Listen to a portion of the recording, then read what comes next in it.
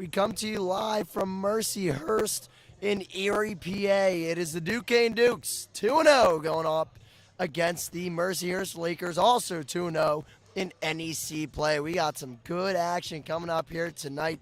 A late start. This is the first time since 2018 that we have seen the Duquesne Dukes play at a time later than 3 o'clock p.m.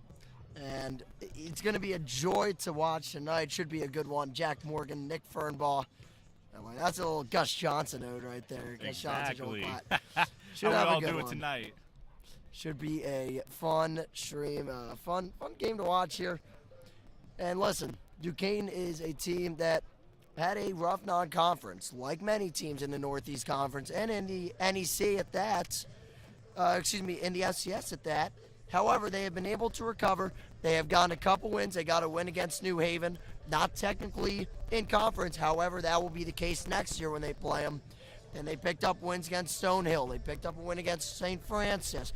They roll into this one looking pretty good and pretty poised to make a big move towards the top of the standings. And for Mercyhurst, it's the first time they're really involved in a kind of a hunt for the FCS playoffs. Yeah. And for an NEC crown, this is the first time ever they have been in a situation, their second year in the league, first officially in the football conference. So, Nick, you look at it this way, there's a little bit, as we got here, listen, there was a good buzz on campus. We are seeing also on the hill in the end zone, a lot of kids lining up, getting ready for this one. We got tailgating out here. We got people in the stands. This is a cool atmosphere, and we are on an actual roof. I don't think it gets much cooler than this. I mean, Not really. The shot we have right here already says it all. You got the Yeah. sun setting right behind. We don't usually get like almost like a Saturday Night Lights sort of Yeah, feel. no. And I mean, this game doesn't get much bigger than this. I mean, right now, as we're looking for the big hunt for the NEC crown, Central Connecticut is currently losing to Wagner. So I mean, this could Big determine who is sitting at the top between the Dukes and the Lakers. So I mean, this is going to be a tough game, I think, on both ends, because Mercyhurst goes with a much more slower play, where Duquesne is going to want to come out firing, quick, fast, efficient. That's what Duquesne's been successful with all year, especially through conference play between New Haven, Stonehill, and especially at homecoming against St. Francis. You're absolutely right. St. Francis Duquesne last week, that set records. Duquesne, 28 points set was a record, something they haven't achieved in over a couple decades. And then the next record they set was 45 points in the first half. That is the most they have scored since joining the FCS over a decade or 2.5 decades ago. It's been a long time coming for the Duquesne offense to set that record, but they're going into a game against Mercyhurst where a lot is on the line, a lot left on the table to decide. But there's been games like this in however many years where whoever has won this game, a game kind of middle of the season, but only with 5 or 6 conference games, you win this one, it's easy to look back and say, hey, this was one where this was the game that gave them it. Unofficial, there's no NEC championship game. Every game matters. If you end on top, that's all that matters. I mean, Don't have to win a championship game. And this is really important as well, because we've had some interesting years for Duquesne in the last few years. I mean, 2 years ago, Duquesne won the NEC crown, and it came down to the final week in an important matchup against Merrimack, in which Duquesne came out on top on a tight contest. And then last year, again, down to the wire, it ended up being blow for blow, and Duquesne lost a heartbreaker to Central Connecticut. Yeah. So, I mean, well, blow for blow in every sense of the word. Just Yeah. It's a rough game. But anyways, it's going to be a big one here tonight. Listen, they got the band out there, and I'll be honest, it's a decent-sized band. So we'll have to see how they sound. Listen, the last game we did was Akron, and Akron's band was, I mean, they were awesome. good. They were very awesome. It was band nights, actually. It was. It would be really ironic if tonight is band nights. Also, it would be quite fitting if tonight is band And nights. it's funny if it is, since Duquesne doesn't have it, I think it's really funny if it was. It's cool to see that. Yeah, that would be. Yeah. It'd be really funny though. You can't lie. I think both band nights. I think the interesting thing I'm intrigued in is to see what happens with the lighting. once sunset hits, I don't know what the lighting is going to be like. I have my iPhone lights, and I'm not afraid to use it.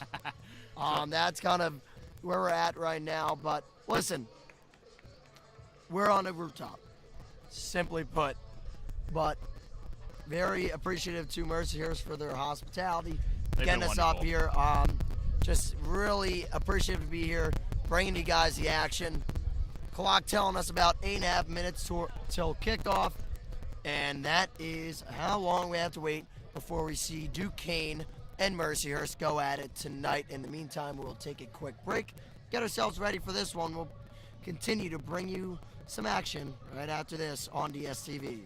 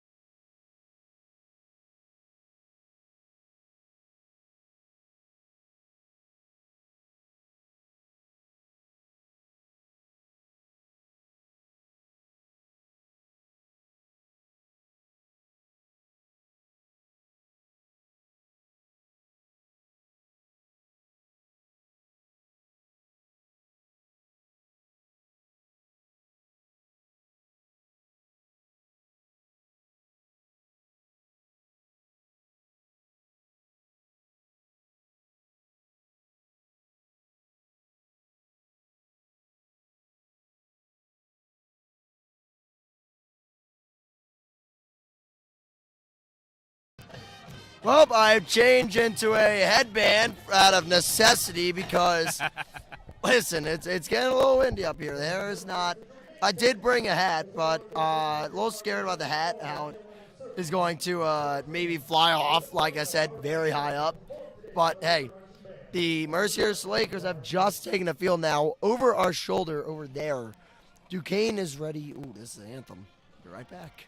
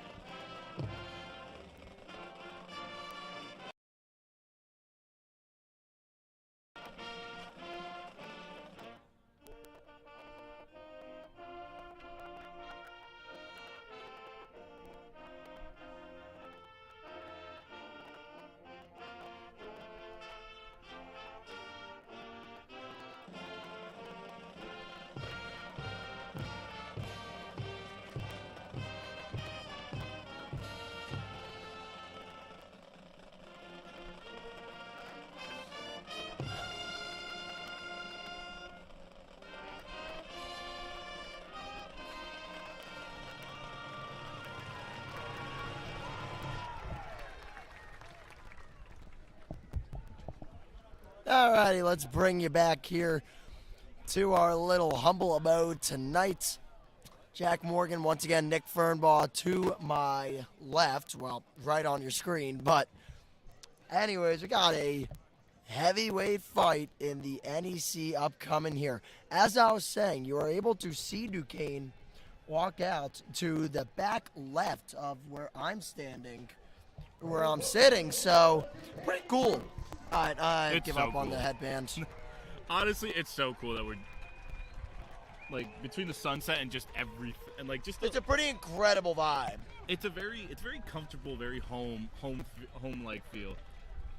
Yeah, and I'm sure that has to help out Mercyhurst.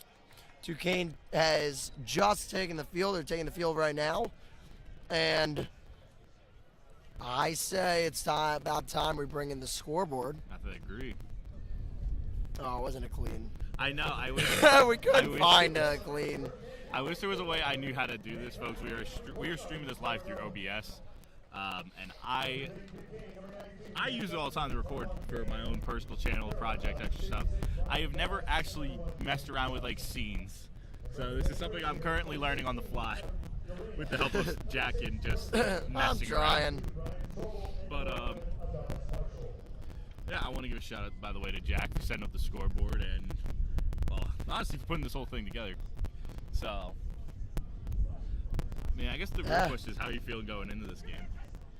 Well, I certainly think that Duquesne, as a team that has been in situations like this, in games like this, has an advantage. I mean, clearly. You know, it always helps to have experience in big games like this. However, I do think that Mercyhurst, a team very hungry, a unknown commodity in a sense in the NEC. Yeah. You know, you played them last year. They gave you a run for your money.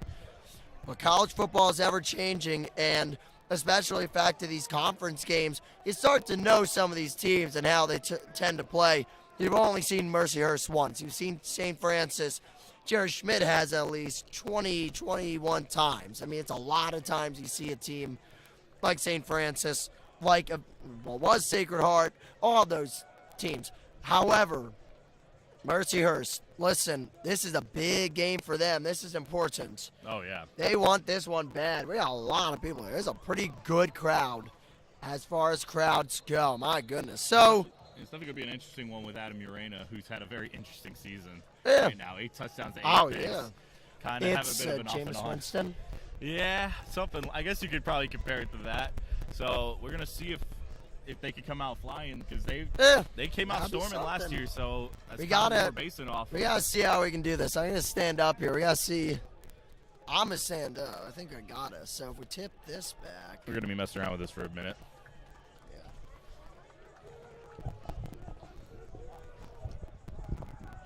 Probably.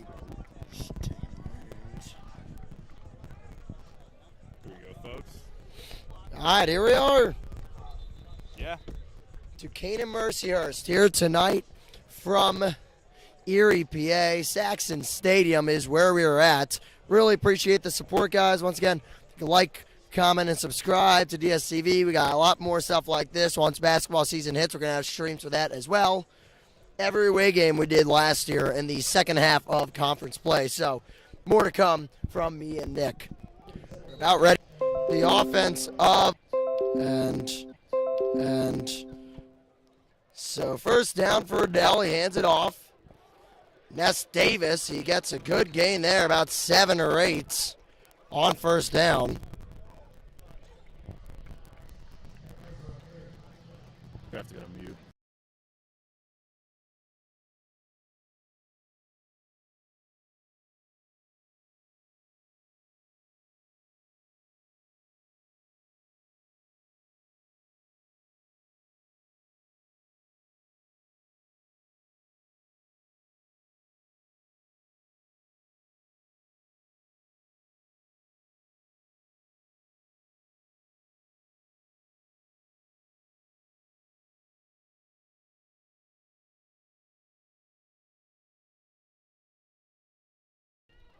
Little technical difficulties here, however, we are back. There we go. A little behind the back here. So Ness Davis on second down. He breaks another tackle, and Ness Davis gets within 2 yards of that first down marker. A good run on the big fella, Ness Davis. A little bit more of the power back for this Duquesne team. Really came onto the scene against Akron. It's third down now. Things will be loud here at Mercyhurst as they look to will their team on.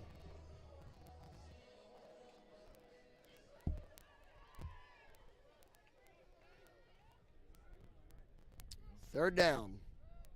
About 1.5 yards to go. Snap to Riddell. Davis gets it easily and breaks a couple tackles out to the 47-yard line. The Dukes are in Mercyhurst territory.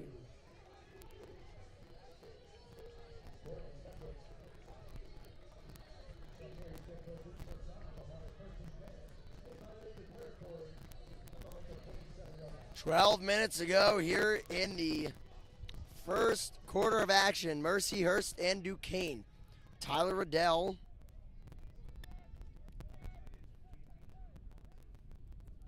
lining up in the shotgun. Handoff. That goes to Taj Butts. Taj Butts with a first down. Good first try for the Duquesne Dukes, as they're into Mercyhurst territory at the 37-yard line.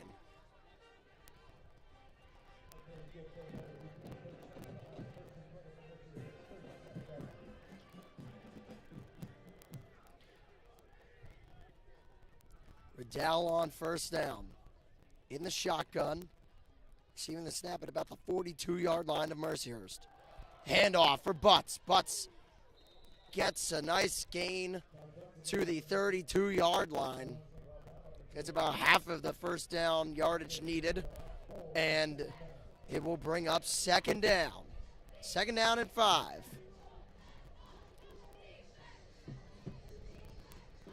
Thank you for sorting through with all the technical difficulties there. It's not exactly the most ideal, but we're making it work up here for you here in Erie, PA. First down for Tyler Riddell.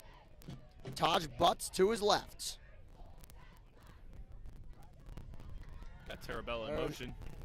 In motion, there's Butts. First down up the middle, broke a tackle out to the 25-yard line. I love that running from Butts. He just cuts to the left. He sees the block. He follows the blocking from Tarabella there. And it's been nice to see Taj Butts get going since we've kind of been playing a little hot potato between Sean Solomon, Ness Davis, and Taj Butts this season at running back. Oh, this is going to fly away. I had to make sure it didn't fly. It was about ready to take flight. Anyways, first down, 9:53 to go here in the first quarter of football. Duquesne and Mercyhurst, a battle of 2-0s in the NEC. Handoff to Butts up the middle again. They are gashing that Mercyhurst defense. Run defense having a tough time catching up with the Dukes. They've been doing an awesome job running the ball, and they're not even using the sidelines. They're just going right downhill, and that's the kind of running they love to do at Taj Butts. I mean, it's the kind of running he's been doing since he's been here at Duquesne a few years back. Taj Butts did not play in the game against Mercyhurst, so his first we're seeing of him up close and in person here, Nick, and he's looking good so far. He's been looking great. He'll get a rest. Ness Davis in the game. Tarabella in motion to the left of Riddell. Fake handoff to Davis. He's going deep to Isabella. He's got him! Touchdown, Dukes! Joey Isabella with the great pass from Riddell. Back shoulder on the right side, and it's 6-0 Dukes pending the extra points. I mean, that's a great one. The first pass you see for Tyler Riddell is just a back shoulder fade, and he made it look seamless. And just an acrobatic catch from Joey Isabella. I mean, there's reason he's been possibly one of the best offensive players in all the NEC this year, without question. The stats certainly could help back that one up. 6-0 Duquesne. On the first drive, 8:58 to go. Extra point is up. Extra point is good. A good catch by a Mercyhurst fan right behind the end zone on that hill. And with student section hill over there. And with 8:58 to go here in the first quarter, it is 7-0 Dukes. Dukes looking real strong here to start this game off, Nick. No, they've looked great, and it's more than just the run game has been working. It's been the run game is working, and then you trust Riddell in that moment to just fire a deep ball. The first pass, like basically the first pass that they've had, they've just come out firing. That's what Duquesne has been wanting to do. They want to come out firing. They want to come out and put immediate pressure on Mercyhurst and the Lakers defense, which has been stout. Absolutely. But, I mean, this is what we've seen that has been working so well for the Dukes offense all season so far. So to kick off will be the Dukes up 7-0 to use hockey. The score is equal 1 point. Anyways, it will be Duquesne kicking off and booting it away. That's going to be the kickoff guy, I believe, Marcinko. Nope, that would be Matt Clark.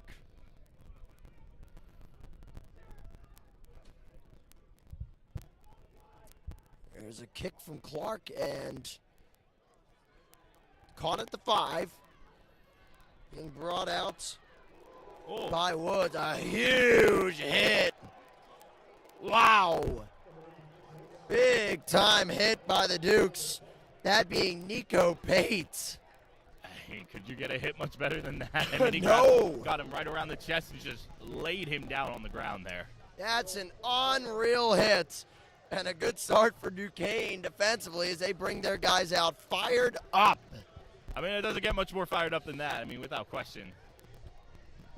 So first down. With Adam Urena under center, we talked about his up and down season. He's in the shotgun. First down handoff. Evading a certain loss of yards to get back to the line there. That was the running back number 2, Brian Trobel. He's listed as second string running back in the depth chart. However, he is starting this one offensively. He's got a gain of exactly 0, but it could have been much worse, Nick. No, it definitely could have. They blew it up in the backfield, and a great tackle from him. And it looks like someone is gonna. Looks like I think Ackerman might have jumped offside. Or that was Kurzinger. Kurzinger jumped offside, but it's gonna be false start. I think he did it because there was a false start, and that is the case. So that will move them back. Kevin Kurzinger jumped offsides because there was some motion up front, which is pretty inexcusable. Right in front of the right near the center. Here's Urena, play action. Throw is dropped. It was certainly a catchable pass for Ashton Wilson, the junior tight end, but not able to reel it in. And now it is 3rd and 15. Duquesne has the Lakers behind the sticks here. No, I mean, you can't make that's little pretty mistakes good. like false start penalties do just kill you. Yeah. I mean, those are just the little mistakes that Duquesne's defense is trying to make. I mean, you saw Ackerman and Kersinger just kind of trying to get the pressure on the interior, and it caused a jump, and then mistakes like that just can't drop that. 3rd and 15. Ball on the Mercyhurst 19-yard line. Snap. Urena back to throw. It is over the head and incomplete on the left side. It was intended for Braden Black, but Black not able to reel it in. It was about 5 feet too high, and Mercyhurst will be forced to punt. They go 3 and out on their first possession. You can't get much better defensively than a 3 and out. I mean, that's nope. Outside of an immediate turnover, but I mean, you haven't seen a lot of 3 and outs from this Duquesne defense this year. To see that, especially on the first possession, is setting the stage for a big night for Duquesne. It's encouraging for sure. It will be booted away by Max Young, the punter for Mercyhurst. That is a good kick out to the 41. Fair caught by Isabella. Call him down right there, exactly at the 41. So 1st and 10 for Duquesne at the Duquesne 41-yard line here. Good start for the Dukes. They're looking to continue that here as offense goes back on the field. Riddell Hardy with a touchdown pass to his favorite target, Joey Isabella. Yeah, I mean, and surprising was we talked about in the pregame, one to spread the ball around him, but I mean, if you got your best player not wide open, but in a one-on-one situation, you're going to take that every single time, regardless of what else might be open. It's about trusting who you got as your best player and just using him to the fullest. That's been the Duquesne way, as they're going to get a run from a big run from Davis. Davis, it's gone. Just like that, first play touchdown. That's Davis, 13-0 Dukes. Wow. I mean, can you get much better than the start Duquesne had? No, you cannot. I didn't even have a chance to reset the first down, and he already scored. I was looking from over there, and I see him out. He was gone just like that. Big little time run. Little tag team effort on that call right there we go. All right. Hit me with that. Oh, yes, yeah. Sir. 13-0 Duquesne. We are right underneath the Duquesne bench. They are pumped up. I mean, you could hear them just screaming, chanting, wow, everything. They are as Hootin' hyped up as you hollering. could ask. Extra point is up. It is good. 14-0 Dukes. 7:40 remaining here in the first quarter of action. Man, I joked about just a nice, good first drive, and then yeah. all they needed was 11 seconds to immediately just double up what they got. I mean, wow. Incredible stuff from the Duquesne Dukes. All right, Get your mic standing back up. Yes. Oh, my God. Thank you all so far for tuning in. We're sitting at 49 views through not even the first quarter, not even halfway through the first quarter. So thank you all so much for the love and support so far. Also, for those asking where's the game, no, we can't show the game. Yeah, we do not have legal broadcasting no, we capabilities. do not. And that's okay. We'd love to, but no. That's maybe in the future. Maybe. Well, future I won't be president, but you know. Maybe a future for DSTV. There's always some positivity in the future. We'll see. However, it is 14 to nothing in the blink of an eye. That is just how quick NEC football moves. That kick is going to go out of play, so not ideal of a start to the drive for the Duquesne defense. Matt Clark was the one punting, kicking that away. My apologies. And so be a flag on Duquesne, and no, we do not have the kick. Apparently, I do not have the kick out of bounds on this one. No. Delay game, right? I call it. I guess, yeah, delay. 15-yard delay game. Yeah. Learned something new about the programs we got. Yeah, exactly. All right, so first down for Urena. You're going to want to see a nice bounce back from Urena there after what was not a good start for the Mercyhurst offense there. He's 0 for 1 so far in this game. He's going to go to throw again. Happy Feet in the pocket. He throws it. It is caught by Evan Van Dyke, who will be taken down about a couple of yards from that line of scrimmage. Gave him a gain of 2. It'll be 2nd and 8. Yeah, I mean, there just was nothing open, and it looked like every receiver running a curl out had to come back because they were getting pressed so tightly there. 2nd down and 8. Urena calling the shots at the line of scrimmage. Trobel gets the ball, and he is taken down way beyond the line. That's a loss of 4. I mean, even more, I think. That's a loss of 6. It's a loss of It's 3rd 6. It's going to be 14. 3rd and 14. Wow. I mean, you saw both the left deep tackle and the left end just get in basically unblocked at the run at Mercyhurst's back. And wow. That's a tough look right now for the offense, which is dangerously close to having a 2nd 3 and out. 6:24 remaining here in the first quarter of play. Urena, couple claps, fake snaps. He gets the snap, dropping back, throwing. It is caught, but short of the line of gain by about, give or take, 2 or 3 yards, was Van Dyke. And it will be punt time. Be 4th and about 4 there, I'd give it.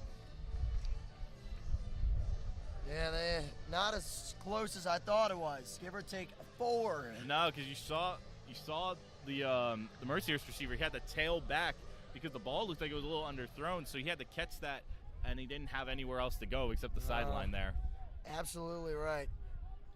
And on to punt once again. High snap there. Yeah, that's certainly a high snap. It was Max Young punting it away. Isabella catches it and is taken down at the 24-yard line. And that's where Duquesne will start their third drive, of the night. So first 2 drives, very successful, Nick. No, 100%. I mean, you can tell this has been a tale of 2 teams right now through the first quarter. I mean, Duquesne's been running whatever they want and getting no pushback from Mercyhurst. And Mercyhurst, on their side, I mean, they've gone 3 and out twice in a row. I mean, you got to see Mercyhurst's defense, which has been their strong suits, got to come up with a big stop here, or this could get really deflating for the Lakers very fast right now. I'm not even going to lie. I got to stand up.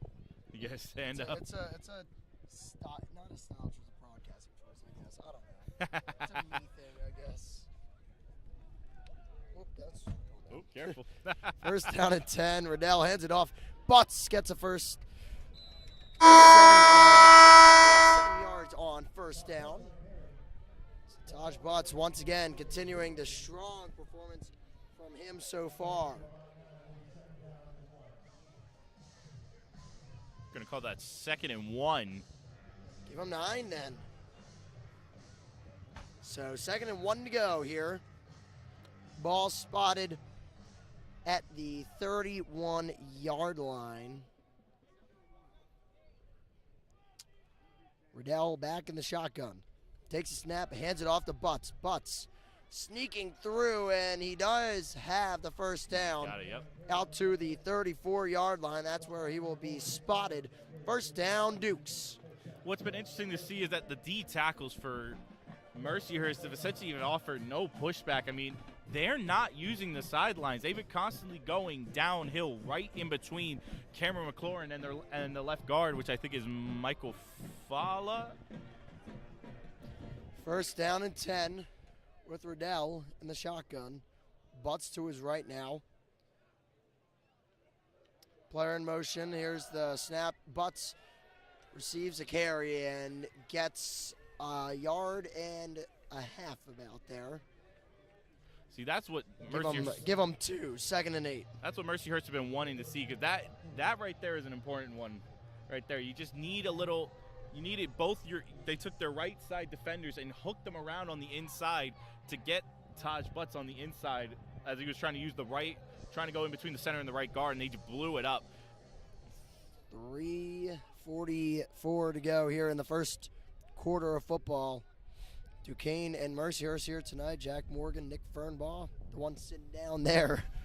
Here's Riddell on the run, throws on the right side, caught, and passes it. The line to gain for a first down is going to be number 8 for the Dukes, Noah Canty. The graduate student has a Duquesne first. Haven't seen a lot of usage of Noah Canty this season. Is mainly if they've gone to a tight end, they've mixed it between Harold and usually Tarabella as the main tight end. So it's interesting to see them get Noah Canty involved early. First down and 10 at the Duquesne 45-yard line. Riddell in the shotgun. Hands it off to Davis. He has a touchdown already in this one. He gets to the 50-yard line and keeps bashing heads down to the 49. My goodness. Big boy run there by Ness Davis. It took about 6 tries for Mercyhurst to bring him down there. I mean, there's no coincidence in the limited use that Ness Davis has. He's already 4th in the entire NEC in rushing yards, behind only 2 Mercyhurst players and Elijah Howard from Central Connecticut. So this is a dangerous guy when they get him going, and he's probably already has himself a very nice day for the Dukes. First down and 10 with Riddell in the shotgun. Davis stays on he's on his left. He gets another carry. Feed the big fella. Davis with a first down and more. It takes 4, 5 different Mercyhurst players to bring him down. Ness Davis taking over here tonight.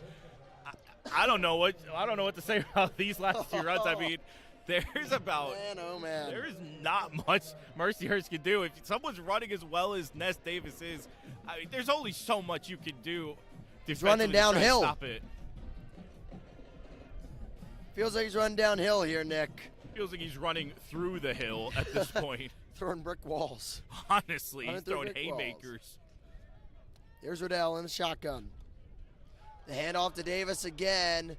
This time he breaks a big tackle and gets about 3-4 yards. Give him 3. It's going to be 2nd and 7. His size and speed is already being shown. I mean, even in that play, he got grabbed right by the left shoulder, and he still dragged the defender an extra 2 yards to avoid it from essentially being a blown-up play, and it's a serviceable run at 3 yards. This might be the final play of the first quarter of action. Sean Solomon in the game. To the left of Riddell. Riddell in the shotgun. Tarabella in motion. Fake handoff. Riddell wants to go to his target, Isabella. He does have him, and that gets him about 1.5 yards away from that first down marker. It's officially going to be ruled looks like a as a third down and 3. 3rd and 3, ooh. Ironically, I am 1.5 yards off. Yeah. My yardage was half off. I think it's probably going to be the last. Yeah, so like I said, that's going to be probably it for the first quarter of action. And what a first quarter it was for the Dukes. 2 touchdowns, 1 from Isabella, the receiving touchdown that was, and then Ness Davis, a big run to put them up 14-0. And that'll do it for the first quarter of action. No, we cannot show the game. Thank you all so much for tuning in so far through the first quarter as Duquesne leads through the first quarter 14-0. It's been all Duquesne for the start of this game. Listen, we came here, and I think what we're talking about, and then what we talked about to begin this one, was how important it was to get on the board early. And, Nick, I think they certainly have done that, and then some. Oh, without question. There's just no getting around that. They have essentially taken over and dominated what they've needed to do. This team has been on fire through the start of this game, and it shows. They look comfortable. They're running the ball a lot. They look effective running the ball as well. I think that's the other important thing. They look super effective running the ball. They're efficient. They're getting a lot of first downs. They're getting deep yardage gains. They just look comfortable, and I think if you're Mercyhurst, you got to come out starting to fire. I mean, you're gonna have to let Adam Urena start airing it out because the running game just is not working. You've seen it get blown up at least 2 or 3 different points through the first few drives. So if I'm Mercyhurst, I'm looking to see who your fastest receiver is and let Adam Urena try to start chucking bombs down the field, because if not, this could get out of hand for the Lakers very, very fast with how Duquesne has been coming out firing, especially even through this drive, as it's been a slow, methodical drive. They've taken 5 minutes off the clock, and they're not even in the red zone yet. But I don't know. It's going to be interesting. Should we take it to a little break? Take it to a little break. We'll be back soon, though. I think these NEC breaks not long as Akron. We'll be back.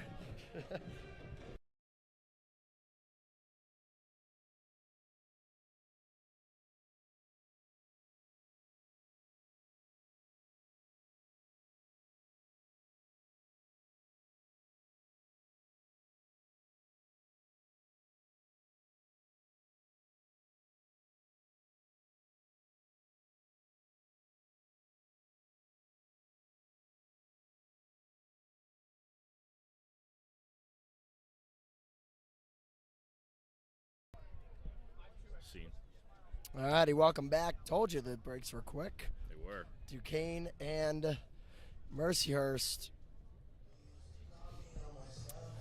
14-0. Live from a rooftop in Erie, PA. I'm Jack Morgan. This is Nick Fernbaugh. We're the ones bringing you the action here for Duquesne football on DSTV. It's third down. This means I stand and maybe don't knock over the chair while I'm at it. Or the mic stand. Well, I think I blame the wind that last time. What's interesting is you see Jermaine Johnson's got his cornerback tightly pressed on him, whereas Isabella and Boyd have their guys at least 5 yards off their man. Riddell takes the snap, hands it off, and Solomon's got a hole on the left side, tries to hurdle a man, but is knocked down around the 13. Man, that would have been something else. You got to give a lot of credit to Jermaine Johnson there. He just takes off and immediately takes his cornerback with him. The only real guy who could have maybe at least got a good tackle on him, on Sean Solomon there, and he had nothing but green grass for at least 10 extra yards there. As Duquesne is already quickly in the red zone here. I mean, they look comfortable, and they are just moving with quick and efficient plays. Riddell now in the shotgun, the 23-yard line, hands it off. Sean Solomon gets 3 on first down. It'll be second down and make that 8. Well, I am awful on these guesses tonight. I don't think I've gotten one right. It's a bit hard to tell on the hash mark sometimes tonight. Yeah. Make sure nothing blows off the roof. Oh, no. I got a paper. Jesus, dude. Hold on. It's my first real outside setting. Why is this doing this? There's literally no... Okay. First down. Second down, hand off to Davis. Davis. Going to get himself down to what looks like about a 3rd and 3, I'd say. We'll get a little further away there. Little, almost halfway. Got himself about halfway to where he needs to be. It's 3rd down and 6, however. It's been good. It's been a good job by the Mercyhurst defense in the red zone here. You got 2 quick stops, one on Ness Davis and one on Sean Solomon. So you're going to have to see a big pass here from Tyler Riddell on 3rd down. 3rd down and 6. Might be looking to Boyd maybe on the far hash outside. Riddell in the shotgun. Ness Davis to his right. Snap to Riddell. Dropping back, throwing to the corner of the end zone, incomplete. He was looking for Joey Isabella in the left corner, but he can't get it there, and instead it brings up 4th and 6, a field goal unit coming out. It'll be Matt Clark, my apologies, Matt Clark rolling out there to kick this one. Interesting choice to try to corner of the end zone there, because it looks like they ran a good concept where you had like a corner route from Joey Isabella, left a one-on-one play with a pretty good leverage for Boyd there on the inside slant, but he chose the outside and he didn't get it. So it will be Clark now Looking to put it through, and that he does. 17-0 Duquesne. As they're off to a sharp start offensively, and the offense for Mercyhurst has gotten little to nothing going for their side, and Duquesne will kick it away, trying to continue that momentum. Kind of weird. That side of the field, I don't like standing up for because it's worse. I don't know. We'll see.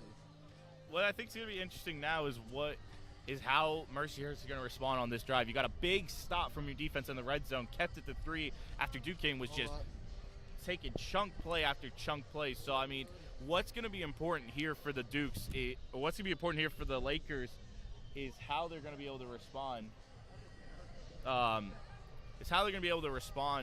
Going forward, because this is about as important of a drive for Adam Urena and the Lakers as it could get. You're 3 possessions down. This is where you got to dial up some big play calls. Trust your receivers. Don't fully abandon a run at this point. Massive, massive, massive shout out to Colton Hessler for these 2 waters. These were Colton. So be kicked away by Clark, and that's a long kick. This one ain't going out of bounds on the left or right side. It's going all the way out the back of the end zone for a touchback. Nice to see they didn't kick it out. Well, there's no chances taken here. I was always curious about this because when that one just went out of bounds. Does college football have the landing zone like the NFL does right now? No, they do not. Okay. And I'm kind of happy about that because obviously NFL kickers are better. Different breeds.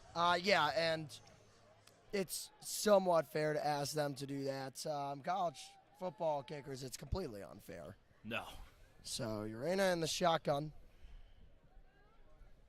On first down here. He's going to hand it off, and that is going nowhere. Oh Kevin Kurzinger throwing down that running back like a rag doll. Dude, he just grabbed him by the shoulder, did the whole 180 spin, and just tossed him. I mean, he made that look seamless. Trebell's been trying everything he can, and he can't get anything going right now.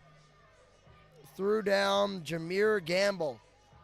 Gamble loses 4 yards, so it is 2nd and 14. Urena almost got a Duquesne lineman on that hard snap. Urena throws, it's incomplete. And that's got to be frustrating. Melendez was open. He had some leverage as well against his defender, and he just couldn't get the ball. It just got tipped.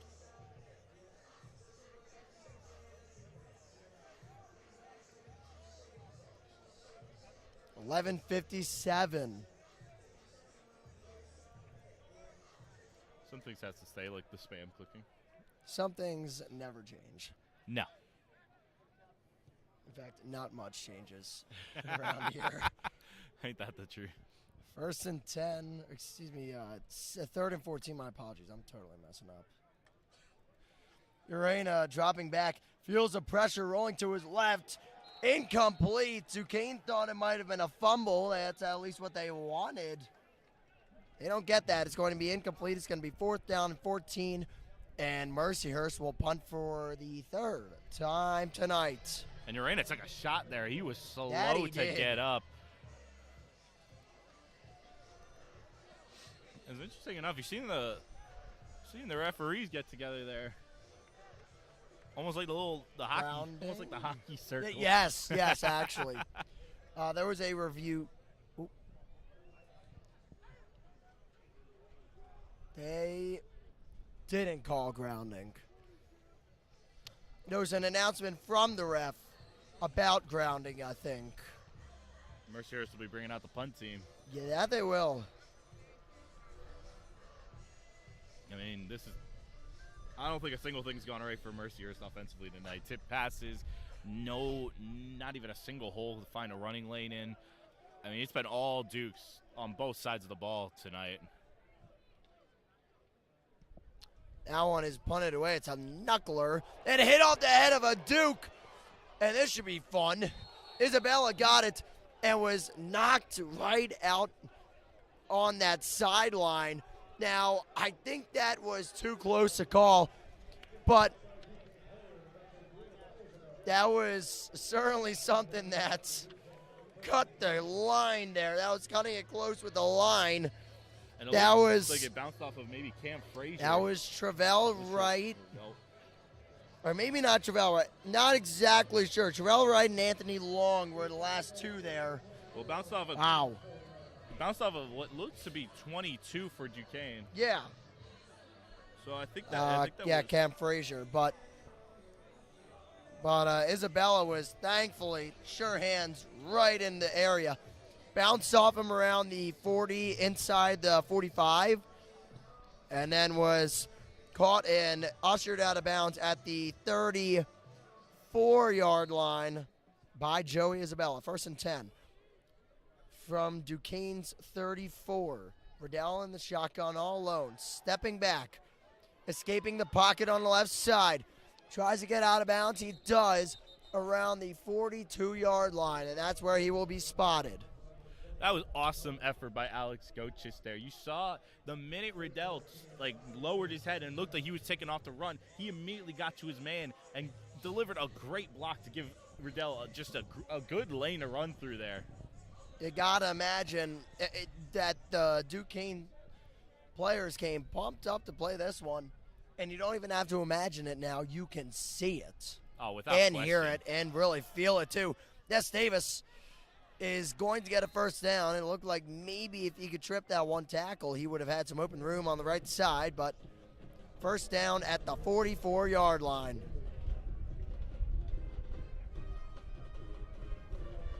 Just point out the sun's been setting, and this shot's been looking even better and better. That's the incredible. Of this. I can't believe that. Oh, my goodness. I mean, this is just – Duquesne's looked as comfortable as you could have asked for at this point. Not much you could ask for. Not much more you could ask for. Here's Riddell. Fake handoff over towards Johnson. Slightly over the head. Now the reach of Jermaine Johnson there. Yeah, on the left side, that pass to about the 46, 47-yard line, just way over the head. So Riddell now reset things for a 2nd down and 10 for his Dukes. Just a slight miscommunication there. He put it a little too much mustard on the zip on the out route to Jermaine Johnson, and just a slight misstep on both the receiver and the quarterback there. Riddell in the pocket, looking to pass, rolling to his right, throwing, it's picked off, intercepted, and that will be the first turnover of the game, an impactful one at that. Patrick Carter comes up with the turnover, and that's a mistake from Riddell, probably one he'd like back. He was under pressure, rolling to the right, and he turns it over, and Mercyhurst will take over in Duquesne territory. It just looked like they just didn't get – he looked like he didn't get it. I mean, he didn't have his feet set for a reason. He was on the run. He was trying to avoid pressure, and like how he did the first down run, that's one of those ones you would have liked to see him just go lower his head and just keep running, but he fires what was just a reckless pass, and only his 4th interception of the year, but a very costly one, and it gives Mercyhurst not just a short field, but definitely a breath of fresh air for them, some life back into what has been all Duke so far. Some life back into what has been a lifeless start for this Mercyhurst team. Yeah. Urena now in the shotgun. The ball is spotted at the Duquesne 35. Play action. Urena under a lot of pressure. He can't escape it. It's and the ball's out. But it was recovered at the 40-yard line by a lineman. Specifically, that lineman being Joey Balgo. 2nd down and 15. Whoa. Talk about bad to worse. You finally get what feels like a chance, even if you get a few yards, you're in field goal range, and now you have been sacked out of field goal range essentially. So you're going to have to Urena's got to step up and deliver a big throw at this point. And now here's the play action throw. Urena knocked down. A screen pass was what they're trying to achieve there, but Ish Finlater making the play. Yeah, I mean, he came up and swatted that down. I mean, they've been trying the screen passes. They tried it earlier on their first drive, and there was just nothing there. And that second time, I mean, Finlater comes in unblocked, and it's it's about as free as you could have asked for the Dukes. A little behind there. More like I just let the clock run a little bit further. A little ahead. 9:38 left in the second quarter of football here. Mercyhurst and Duquesne. Urena dropping back under pressure again. Good catch, a big hit at about the 41-yard line. Dallas Harper laying a monster hit on the Lakers wide receiver right there. Oh, my God. Well, that was a heck of a hit.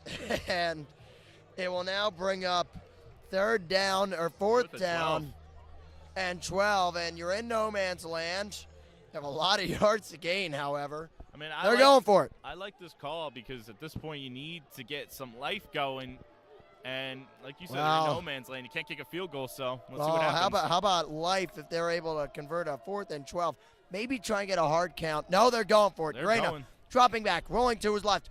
Rolling, throwing, incomplete. Off the hands of Van Dyke, and Duquesne takes over on downs. That was an excellent play by Henry Pickens there. Just came in right at the last possible second and tipped it right out of Mercyhurst, out of the receiver hand for Mercyhurst, and that's a big-time stop and a big-time turnover after a big mistake for the Dukes.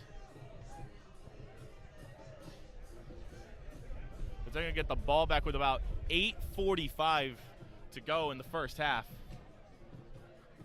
Wow. So that was a big turnover that Duquesne committed. However, they get it right back.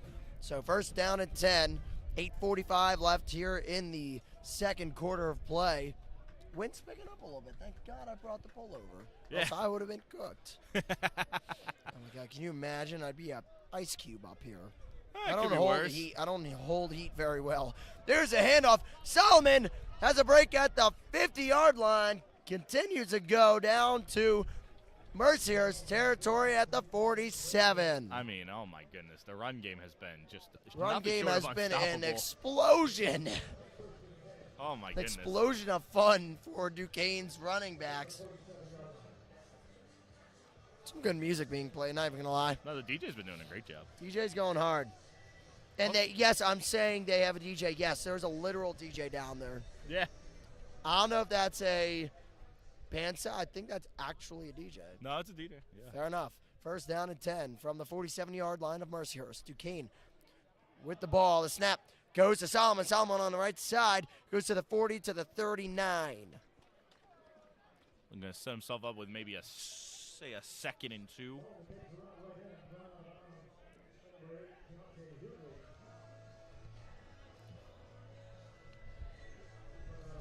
So second down and short. Second down and 2 for this like Duquesne a team. Long 2. It's like a long. That looks like a long 2. Very long 2.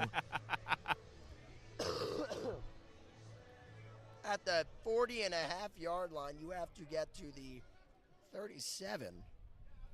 Anyways, first down and second down and 2. Now long 2. Handoff to Solomon. Solomon gets it and then some. A couple extra yards there out to the 39.5. First down Dukes. I mean, I don't know what to say at this point because it's kind of been the same story through the first half. I mean, no matter who they run, it's been downhill right up the middle, and it's just been just haven't seen Mercyhurst really find a stop, no matter if it's Solomon, Ness Davis, or Taj Butts. They have not had an answer for this Duquesne attack. First down and 10. We're down the shotgun. Tarabella in motion. Fake handoff to Davis. Now play action. Throw down the field looking for Isabella. It's caught! It's caught! What a play! Joey Isabella sliding catch for first down and goal. My goodness, what a throw from Riddell and an even better catch from Joey Isabella. It looked like they weren't going to miss it. Joey Isabella kept running down, but he just cuts, instantly gets leverage from the Mercyhurst safety there and just cuts back inside just enough to box out the defender. I mean, could you ask for a better catch than that? No, you cannot. Isabella's been doing it all year. He does it again. A big gain there, and it's first down and goal from the 3-yard line. Isabella in motion left to right. Whistle blown, timeout, Timeout call on Mercyhurst. Mercyhurst. We have a little thingy for that. How cool we are. Beautiful. Not that cool. Cool enough, I guess. See, I'll share this around. Right now, maybe a good time to head for a break, as we're going to get you back in a little bit. Dukes up 17-0 with about 5:48 left to go. Make sure y'all share this around to everyone and like, comment, and subscribe. And we'll be right back.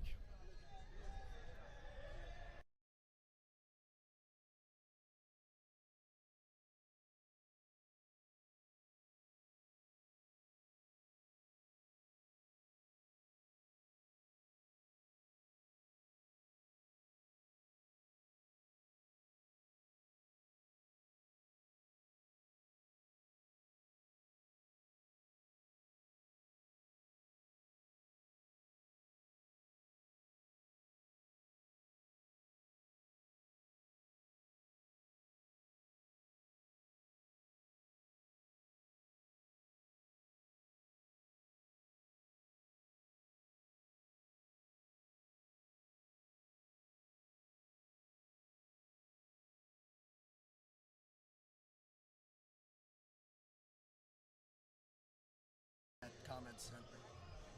There we go. Welcome back, fellas. Welcome back to Saxon Stadium here in Erie, PA. Yes, beautiful Saxon Stadium. Mercyhurst, Duquesne.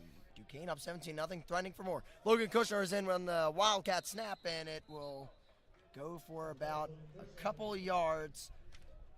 Play whistle dead. I believe there's a penalty flag. Maybe a false start or illegal motion. Let's see. I think that ends up going on. Oh, I guess they didn't. I thought there was a flag. I don't know about you. I thought there was. I swear I saw something get thrown, but I guess Or not. that whistle was blown unbelievably quick in a fashion I've never seen in my life. He did get tackled. I mean, That- very fast. That he did. First down or second down and goal. Riddell fakes the run, now throws to the end zone. Isabella!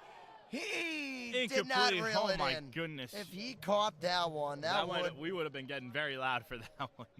almost fell out of my chair for that one. Almost a one-handed, almost not an Odell, but definitely a nice little one-handed snag there. It was in the back right of the end zone. Had to use Almost like only his left arm to reel that in. That would have been unreal. Made me think of like an Amon-Ra St. Brown type catch right Yeah. there.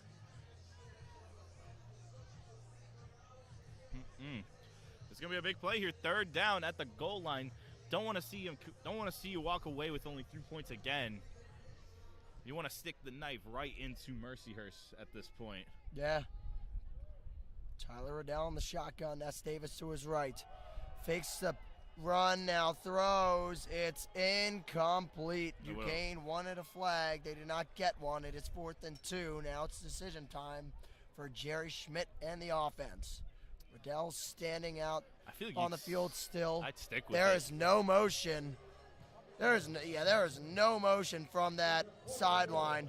They're going to go for it. They've been running good play concepts. Just first time Riddell's just a little overshot, and that second time Jermaine Johnson just gets a little muscled. They've been running good play calls so far. I'm intrigued as to why they hadn't run the ball in the first 2 downs. There was 2 passes. It's led us a 4th and 2. Riddell looks back. They got 6 seconds, now 5 remaining on the play clock. If they're gonna do it, they gotta go. They're not gonna get it off. And instead, Jerry Schmidt's it gonna call a looks timeout. like as long as they did get that off, I think they did. They did not. They took a delay of game, tried to get them to go. Be a delay of Instead, game. they will take a field goal now. So let's try and do the math on the field goal. Scroll down. Let's see if we can do the math here. From the 7, give 10 yards. 17. Oh, they're kicking from the 26. The 21. The 21, 31-yarder. Spam click. Oh, it's not as fun. So it will be Booted away. It's up and it is good. 20-0 Dukes. They get 2 touchdowns to start this one off, but then 2 field goals on their last 2 drives in the end zone. It is stalled out. Yeah, I mean, credit to Mercyhurst defense. They needed to slow down the Dukes, and while it hasn't been pretty, but that's been the Lakers defense all year. It has not been pretty. We've talked about it. They've been bottom of the league in sacks. They're towards the bottom in turnovers, and even still, their unit has been performing so admirably through conference play. And I mean, that's how you show it. I mean, you got endorsed up and down between the 20s, but when you need to get a stop the bet at your most desperate time at the red zone, they've gotten it both times. I mean, they've been playing great defense through the second half so far, or through the second quarter. They absolutely have. 4:53 actually remaining in that second quarter, as we mentioned. And once again, wow, just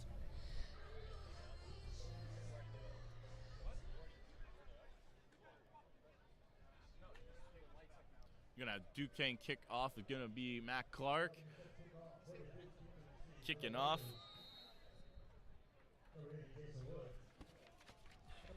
So Anthony Law back to receive this kick here.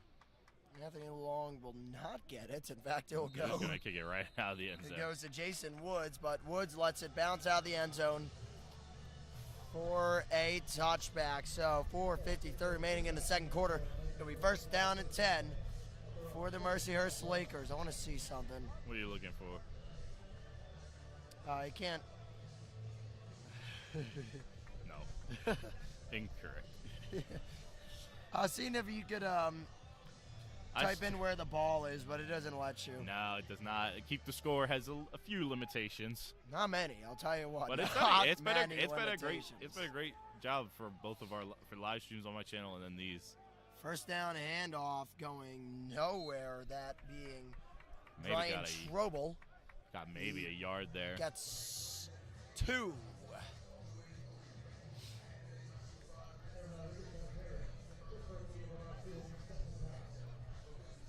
$20-0 Duquesne. 4:31 remaining here in the second quarter.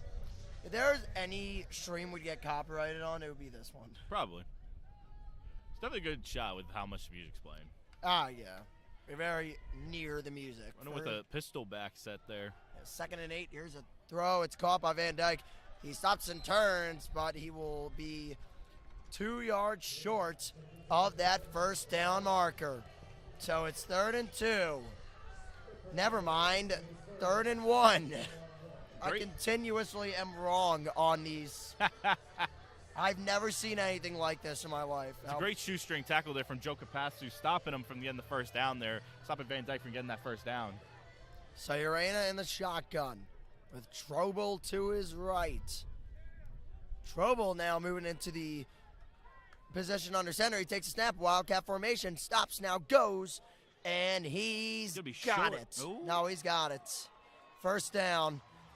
Yeah, he got right where he needed to be and not much further, but no measurement for that one. First down and 10 at the 35-yard line. When you're starting to fall down big, you got to start getting creative. And, I mean, Wildcat's about as creative as you can get. I feel like not a lot of teams run it, but it works well. It's not pulled out very often. Yeah. That's for sure. First down for Mercyhurst. Snap taken, Urena hands it off, it's fumbled and recovered. And it will be taken by Avery Lawrence for a scoop and score. Wow! Touchdown, Duquesne. Oh, my goodness. I didn't see who punched it out, but Avery Morris. What awareness for Avery Morris. He picked it up. It almost looked like the Georgia Tech play from earlier today against Duke.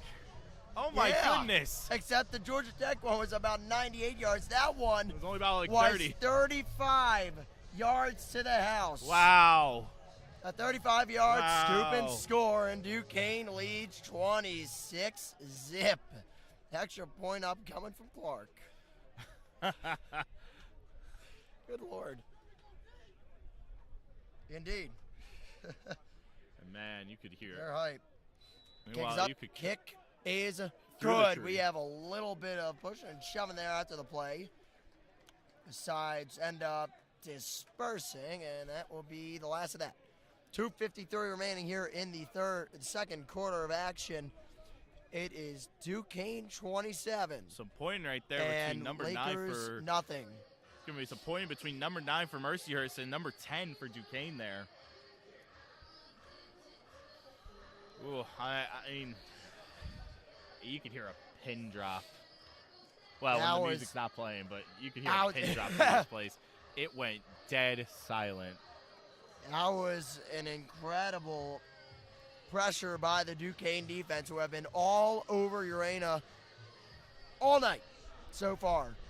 And he's getting smothered. He's not even getting 2 seconds back there to get a chance to read a defense. He's getting half a second to read. Yeah, and honestly. then the next 2 seconds of the play is used to run for his life. And it's been rough. I mean, he's not even, I mean, at most he's getting enough time to look at his first read, and that's it. And that's just not setting a guy up for success tonight. And it's showing as it's 27-0. Listen, and at the risk of a unbelievably massive comeback for Mercyhurst, I think it's clear where I think this is a really, I don't think it's an indictment on Mercyhurst. I think this is a humongous statement from Duquesne, up 27-0. They scored 28 points in the first half against St. Francis. They are a point away from that.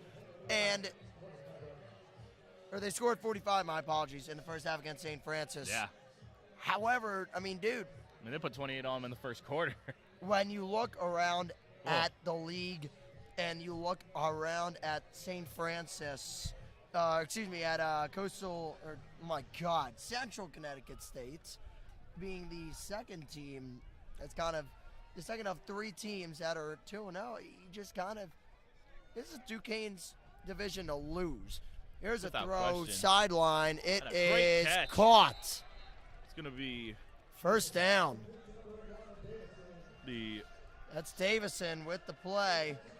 Rylan Davison with a great snag there, using the sideline to his advantage there.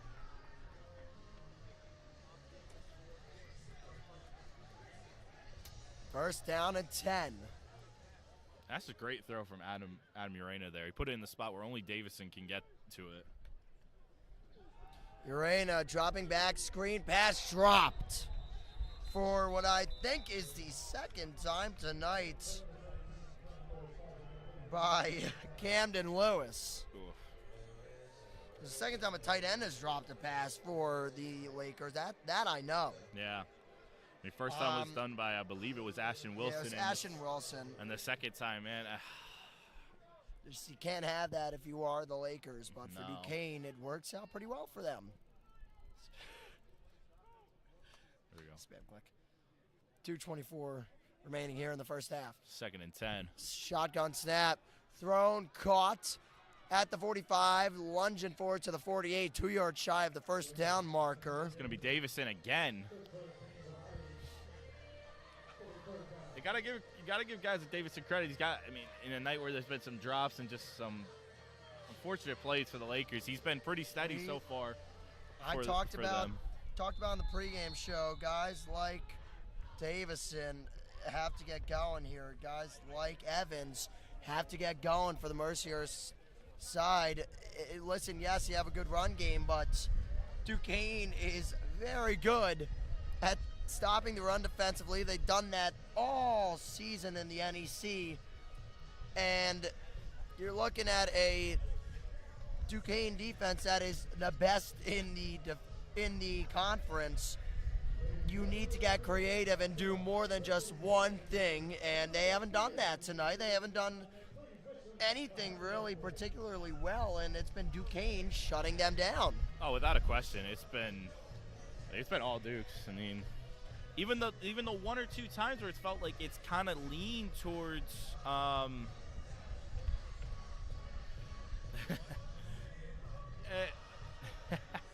it's been one of those things where it's like you've been really, really wanting to get the Lakers offense going, and it's just even the 1 or 2 times that they've had that, like that first down, they had the interception. They just weren't able to do anything with it, whether it be a sack or a strip sack fumble that got turned into a scoop and score. It's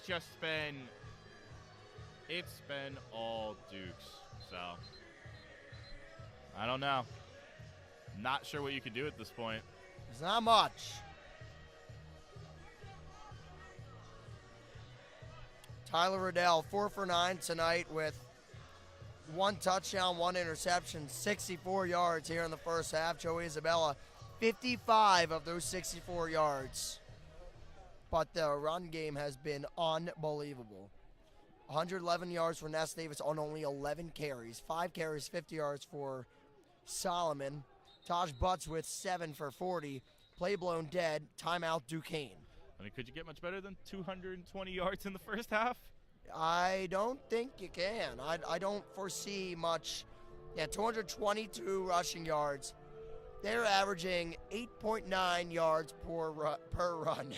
So Duquesne's going to be using a timeout right here. Make sure everything is set for a 3rd down and 2 coming out of the 2-minute timeouts. Yeah, I mean, this is going to be as important of a play as it's going to be for the Lakers because I mean, you got to get something here. You can't go into halftime. I feel like if you go into halftime with the donut, essentially, that's going to sting. It's going to sting a lot. It's going to be a real blow to the locker room morale trying to come out and motivate your guys for the second half. So, I mean, this is going to be as important of a drive. Even if it's a field goal, it's still a 3-possession game, and that's still reasonable and possible for the Dukes at this point, or for the Lakers at this point. Absolutely. All right, 3rd down and 2. So they're going to go Wildcat again. Here we go. Let's do it again. Why not? Trouble. Passes it over to Urena. Throwing deep down the field. Incomplete. They tried some trickery on 3rd down and 2, but Duquesne had it locked up. 4th down and 2 yards to go. That was about as tight of coverage as you could have gotten from Antonio Epstein. I mean, he didn't flinch for a second. They're staying on the field. Albeit there were 6 Mercyhurst Lakers on the field. Yeah, they're going to punt. He's switching over. Oh. Well, with how Mercyhurst has gone creative, I wouldn't rule out a fake punt. I wouldn't either at this point. I mean, desperation makes interesting decisions. That's for sure. It'll be booted away by Max Young, or at least that's what we think. Play blown dead. Timeout Mercyhurst now. 1:54 to go in the first half of action. It's been the timeout brigade here. Yeah. In the last 5 plays. Thank you all so much for the love and support as we awesome. come to close to the end of the first half. We're sitting at about 83 views, 5 likes. So if y'all are enjoying this, make sure you like, you comment, you subscribe, you share this around to everyone around, because this has been something that I feel like we couldn't have done without all of y'all. And I want to actually take it over and give a shout out to DSTV as credit to Jack, because he has been doing an unbelievable job, who has been putting this together. A place where we can make a lot of things happen. So, I gotta say, if I didn't have Nick, this would not be happening. Nick's the man. Nick is the one getting this done. I guess I have a vision. I guess I don't know. I'm no Seth Rollins, but there is a vision. But Nick pulls it off in spectacular fashion every time. We're just glad to be here, blessed to be here. They are going to go for it. They're going to go for it, and I don't blame them. I don't blame them either. You have That's to. why I took time out. Urena, handoff. That is going to get there for a first down, and 1:50 to go. So, well, now you have to have some urgency. Lakers only have 1 timeout, but 1:50 to work. They get the time to stop for a second here after the first down. God, I got to bring a clipboard next time. Yeah. That's literally the truth. Can't underestimate the wind, man. Sorry, Wind. I was unfamiliar with your game. Urena under shotgun. Stepping back. Is under immense pressure. Kersinger with the sack. A big-time sack for Kevin Kersinger. And he gets folded. I mean, he was put in between 3 different Duke defenders there, and my goodness. A credit to Urena for bouncing right back up, because that was about as brutal as you could have. Don't know how he did it. And that's also an interesting song choice. Lose control is rather ironic. It's going to be second and a country mile, second and 19. At the 42-yard line. I love that, country mile. Yeah. Snap, dropping back. Urena rolls to his left, throwing, double coverage. It's deflected away, almost intercepted by Antonio by Epps. Nah, that's Donovan. No, it is Epps. My apologies. Wrong side. No, Antonio Epps was not always number 5, just for my he was not covering of my own rear I end. think he used to be number 12 before, right? I thought he was in the 20s. He might have been number 12. I don't know. My apologies.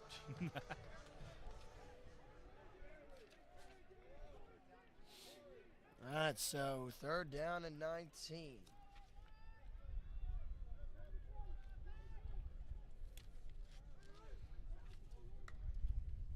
Snap for Urena, throwing deep. Van Dyke is going to drop it. It's incomplete. It almost played a back and forth between both number 6s there. Yeah, to be honest with you, I thought holding might have been the right call to make there. I mean, it kept going back and forth. It went in the Van Dyke's hands, then Pickett's hands, then back to Van Dyke, then back to Pickett's before it ultimately fell on the ground. A little bit of hot potato between the two before the ground ended up winning it. So, all right, 4th and 19 with 40 seconds left. Spam click activated as punt team is on the field, that being number 90.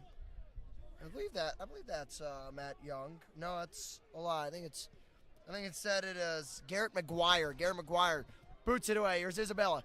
Gets at the 15 to the 20 to the 30 out at the 31-yard line. So a chance for Duquesne with 29 seconds to go here. Maybe they attempt to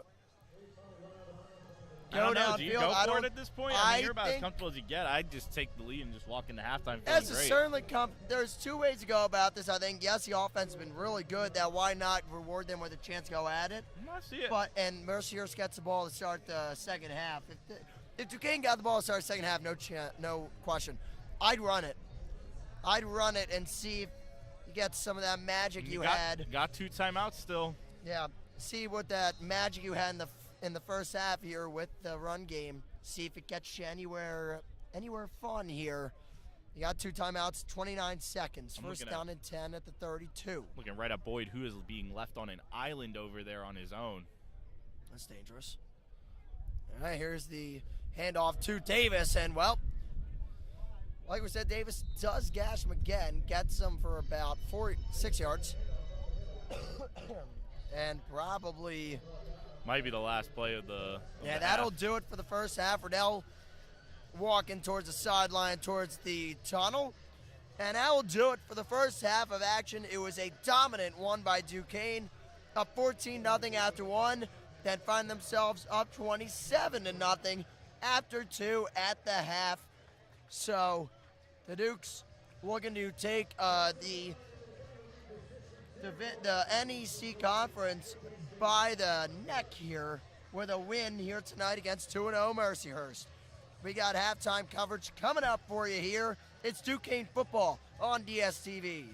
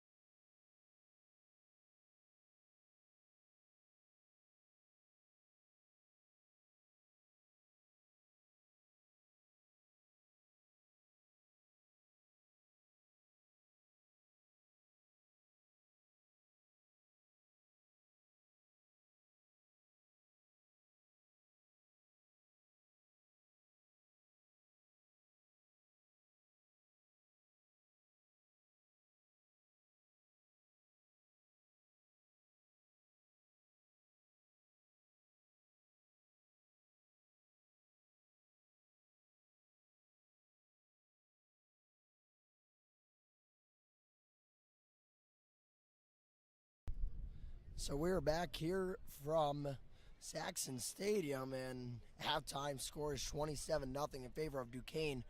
Have some of the score updates for you across the NEC, as you see a big win for Long Island as they took down pretty good team, not pretty good team, Robert Morris, who has been struggling this year. LIU gets their first NEC win of the season. They're 1-2 now. Robert Morris still searching for that 0-2. It's been a tough start for Robert Morris so far through both the NEC and just through conference or through non-conference as a whole. It's just been a tough stretch for them. Now here's a very, very big result at the top underneath Duquesne Mercyhurst. Central Connecticut Wagner. Central Connecticut, one of those teams up there with Duquesne and Mercyhurst at 2-0. They're tied at 17 at the end of the third quarter. So if Duquesne wins this one and Central Connecticut loses, they have sole possession of that NEC top spot. I mean, that's not going to make that last game, their second to last game of the season against Central Connecticut, mean that much more. Absolutely. In fact, they can clinch it in a couple weeks against Central Connecticut if all goes well. And then last but not least, Yale. Maybe least. Stonehill takes a beating from Yale. They lose that one 47-7, and they drop to 2-5. But Yale improving to 3-2 as they continue their Ivy League schedule. Now we go over to the stats in our game. Duquesne up 27-0 with Tyler Riddell passing 4 for 9 for 64 yards, about 7 yards a pass, 1 touchdown, 1 interception that didn't come back to haunt him. Mercyhurst proceeded to turn it over on downs. Now the running game, Nick, has been fantastic for Duquesne. 12 for 111. That's Davis had a touchdown, 59 yards, I believe it was. Yeah, it was 59 yards. 59 yards. Sean Solomon, 5 for 50. 7 for 40, Taj Butts, and Logan Kushner. He took a shotgun snap. Didn't get any yards, but he's on the stat sheet. I mean, I feel like the big thing right there says it all. 8 yards per carry. I mean, they are just absolutely dominating the front 7 for Mercyhurst. I mean, they're getting no pushback. When you're giving up 8 yards a carry, I mean, that's about as dominant as your run game could possibly get. And we're going to get to more of that talking here at halftime. But Joey Isabella, 3 catches, 55 yards. That's 55 of the 64 Riddell passing yards. It's been pretty impressive for him so far today. He does have that 1 touchdown, and he had an incredible catch down here at the 5-yard line. He did. And on the other side, it has been tough sledding for Adam Urena and the Mercyhurst passing attack, 6 for 16, 46 yards.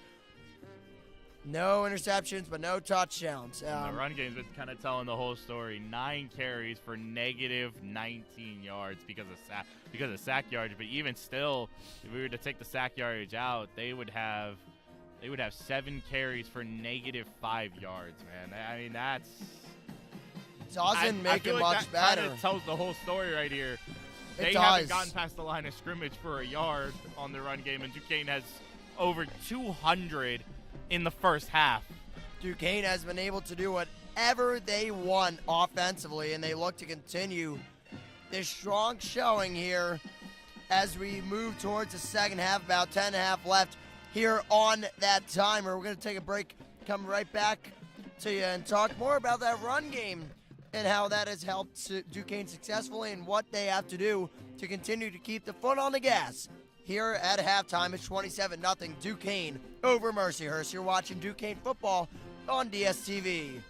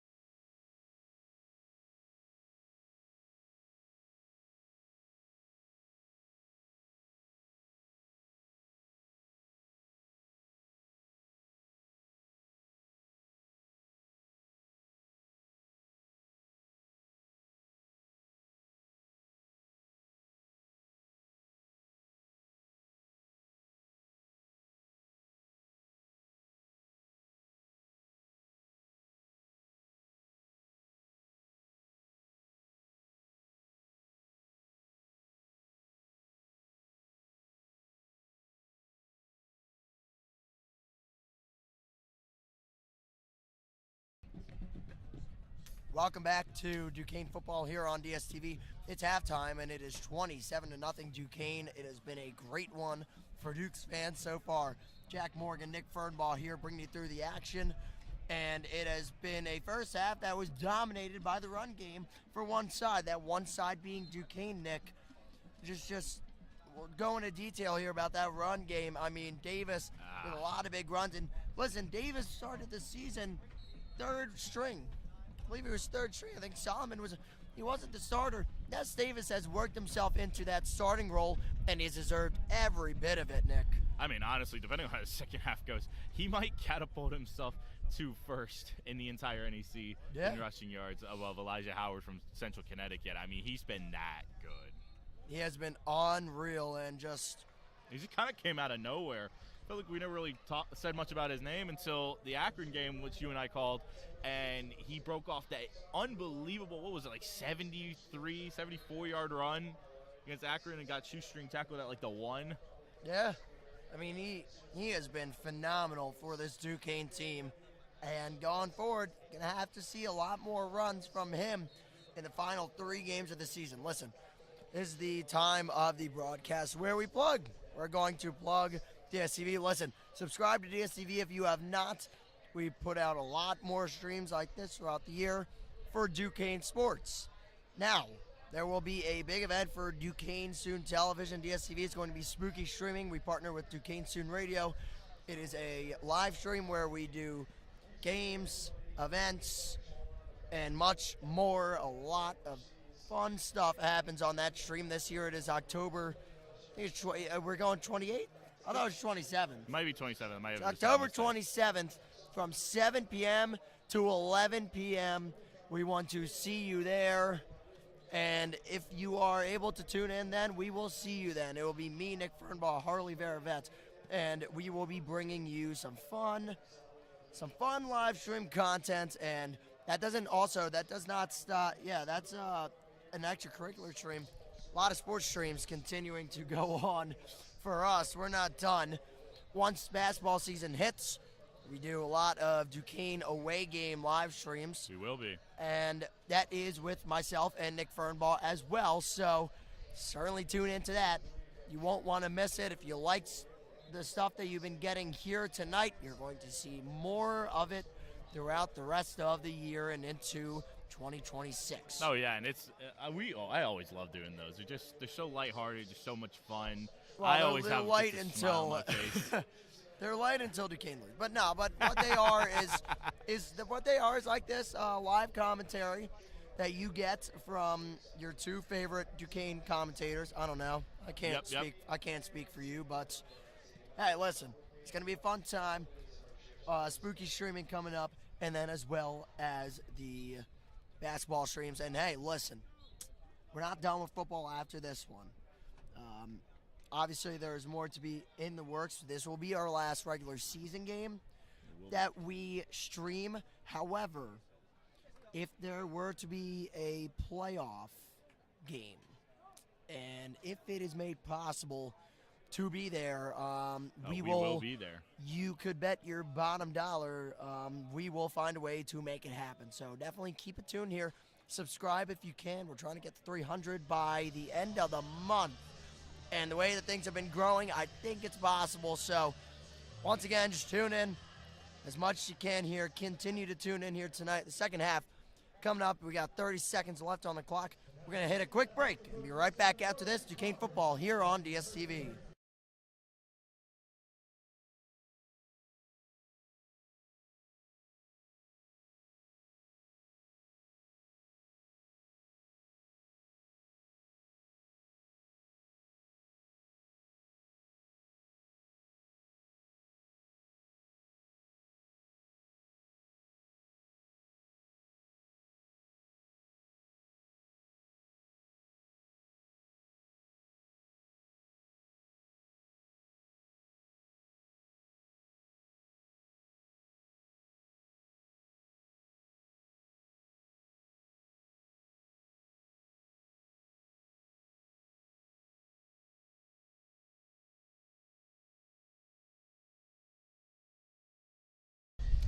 Third quarter ready to get underway here from Erie, PA at the campus of Mercyhurst University. Jack Morgan alongside me, Nick Fernbaugh. You're watching Duquesne football on DSTV, Duquesne Student Television for long. Yep. DSTV for short. Much easier to abbreviate, and that's what we're going to do. Back to receive for Mercyhurst is James Woods. Cameron Brown. So, second half ready to get underway here between Mercyhurst Clark's going to kick that away. As that one is booted out of the end zone for a touchback. You think the wind's having an effect? Because it seems like the wind's having a lot of effect on the going from right Feels to like left. the wind's going this way, yeah. That ball's flying. I mean, you saw the one field goal Clark went for, and it just I would tend to agree. Yeah. The tree.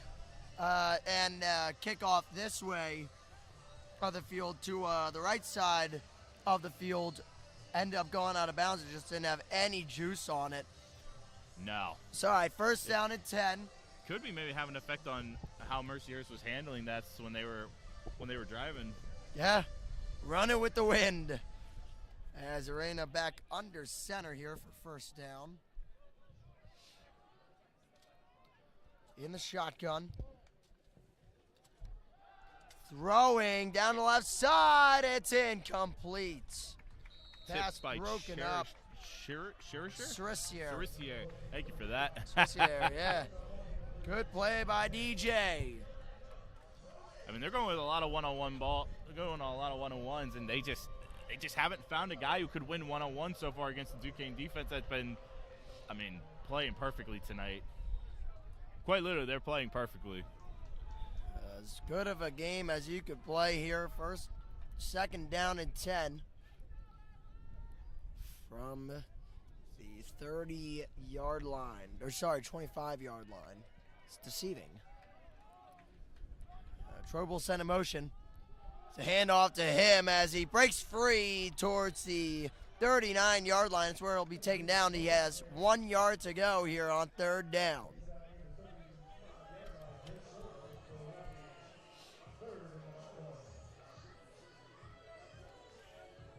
Duquesne averages. They did not give it to him. Third down and short. Duquesne averages 31 points a game. They have 27 currently on the scoreboard at the very beginning of the third quarter here. And it explains the offense has been high flying and just throwing punches left and right, and you could see with just how shotgun snap to the running back Trobel, who pushes forward for the first down. Trobel's been fighting. He's been doing a good job for Mercyhurst for about as much as they can do today. And looks like someone is going to be down. What looks like to be for Mercyhurst, number 73. Player down for that is Blake Hogler, who is down right now on the field. And officially gone to a timeout here. We will take that with them. Be right back after this. Duquesne football on DSTV.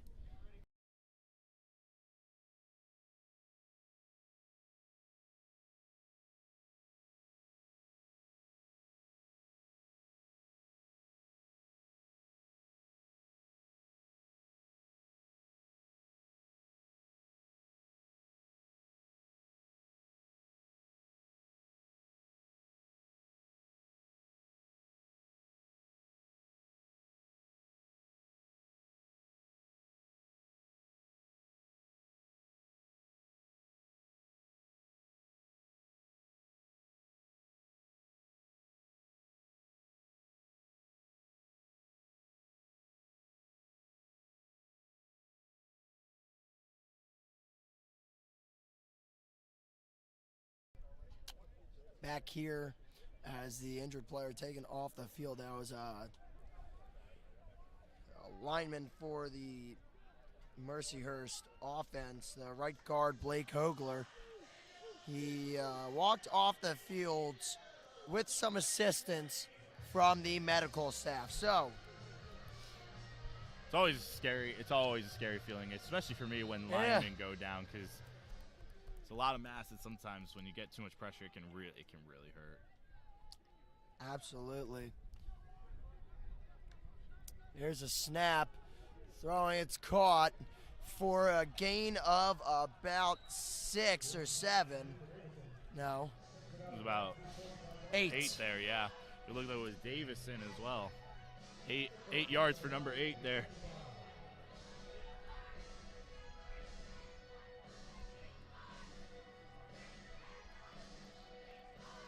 Ryland Davison as Nick spam clicks to keep us on track. Yes.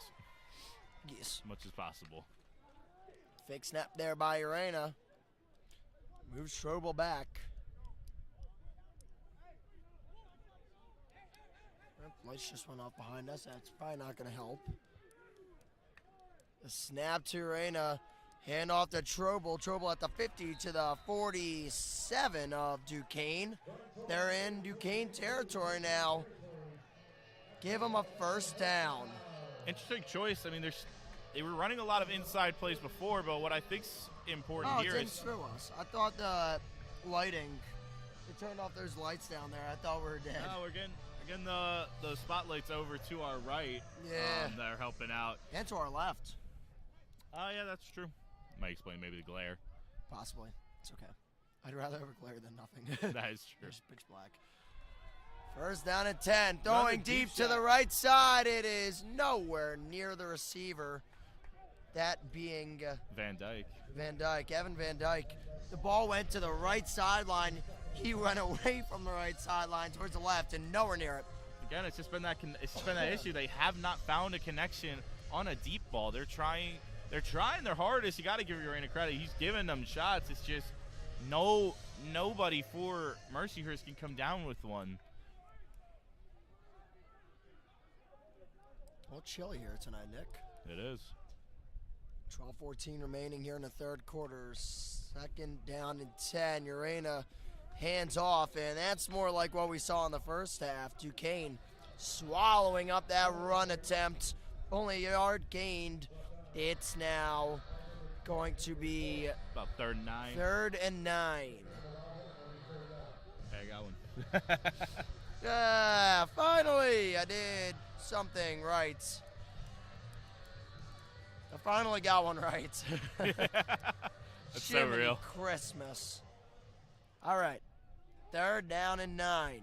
Urena in the shotgun. Couple claps. Sends a receiver in motion. Here's a snap. 2-step drop. Steps up. In the pocket. Now to his left. Throwing. Caught. First down from Davison. The wide receiver catching it at the middle of the field. Moving over towards the 31-yard line. And credit to Urena there. He's been taking a lot of shots, but still willing to stand in the pocket Standing strong. and give them a chance as he shuffles over to the left to avoid a lot of pressure and delivers a beautiful strike to Davison.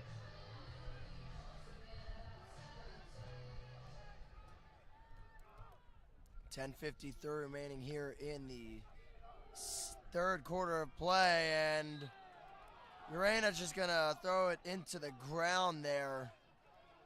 It's incomplete, and Mercyhurst not a big fan of the late hit on Urena. Or at least that's what they think it was. They think it was a late hit. Yeah, I would say you could definitely question if that was a late hit. You could see heard a lot of frustration coming from our right where we're sitting. How about straight ahead to Mercyhurst bench? Yeah. F-bomb or two that we cannot share on air. A few words that are we call choice, yeah. Choice words. Second down and 10 at the Duquesne 30-yard line. Urena hands it off to Strobel. Strobel skips out to the right side. Strobel at the 20. Might be Marked a yard down short. at the 21. I think he is a half a yard short. Half yard short. It's going to be 3rd down and inches. Or maybe a full yard. It'll be a full yard. Wow, they look closer. I hope it's a yard. I don't have the ability to type inches on here. Wait, can you? No. Try it. Did you try it or? I think I can't. Let me see. 0.5. No. No, I thought that said nah. It broke. I thought that said nah. Now here's Arena throwing, caught at the 10-yard line. First down. That is going to be the tight end, Ashton Wilson. Definitely, I'm glad to see Wilson. I mean, he picked himself right back up after what was, since he only had really one look, and it was a tough drop. Thank you all so much for tuning in so far. As we're sitting exactly at 100 views for the night. Y'all have been awesome. And if you're enjoying this, make sure you share this around. You like, comment, subscribe, the whole 9 yards. It really helps. 27-0 Dukes over the Lakers, but Mercyhurst driving. Handoff.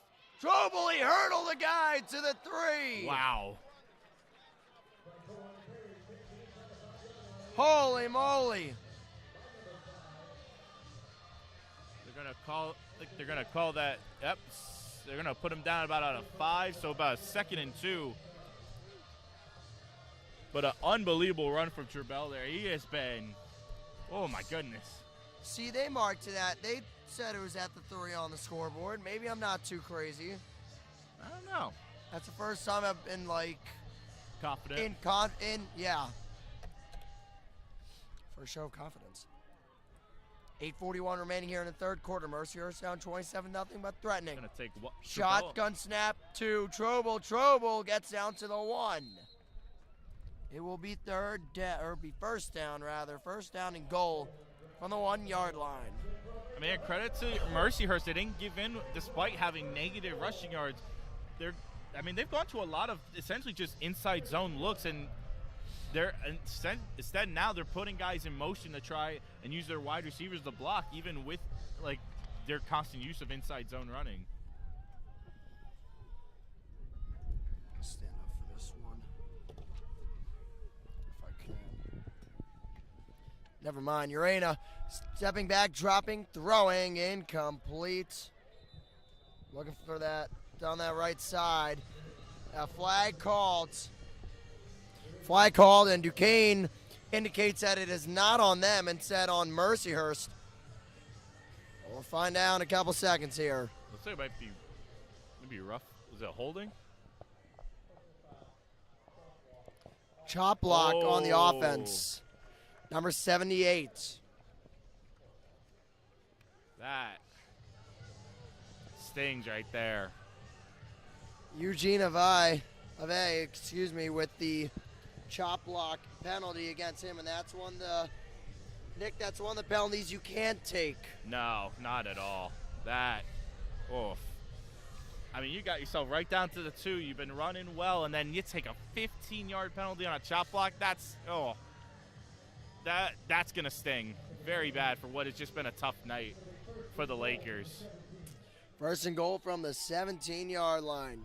Gotta trust someone to in get the open shotgun. With Strobel to his right. Almost got Duquesne on a kind of a hard count there. Here's Arena. Takes a snap. 3-step drop. Throwing to the end zone. It is incomplete. They call it incomplete. It was a late call by the referee, but it's incomplete. And that will make it 2nd down and goal. Wow. Very, very close there. Hard to tell who that was being thrown to. I think that was number 14, I want to say. I think that was Braden Black, the senior.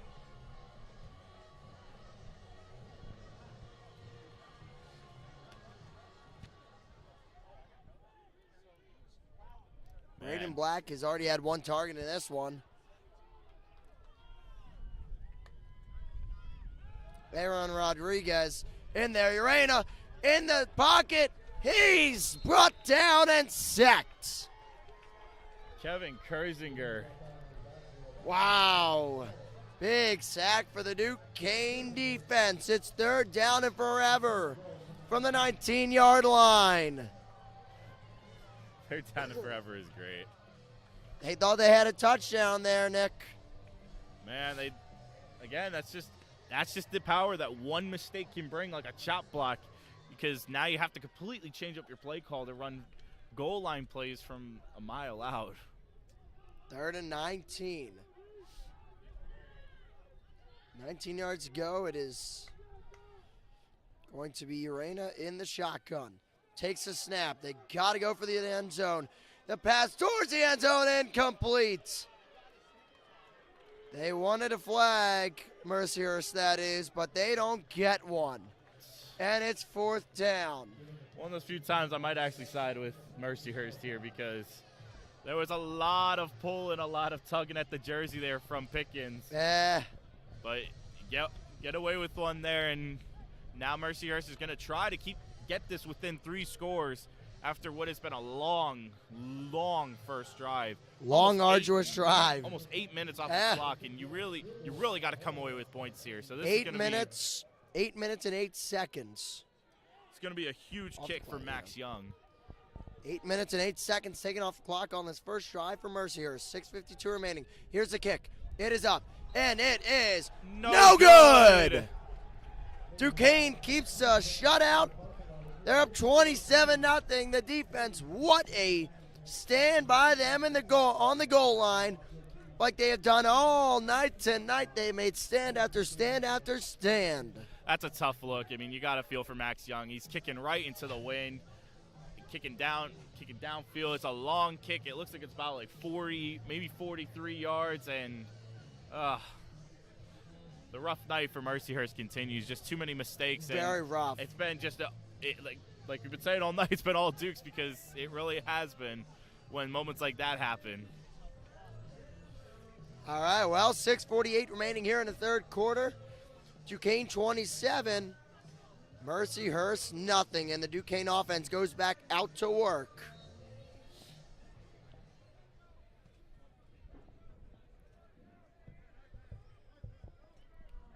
.648 to go. Here's a snap to Riddell. Flag blown. It's going to be a false start on Duquesne.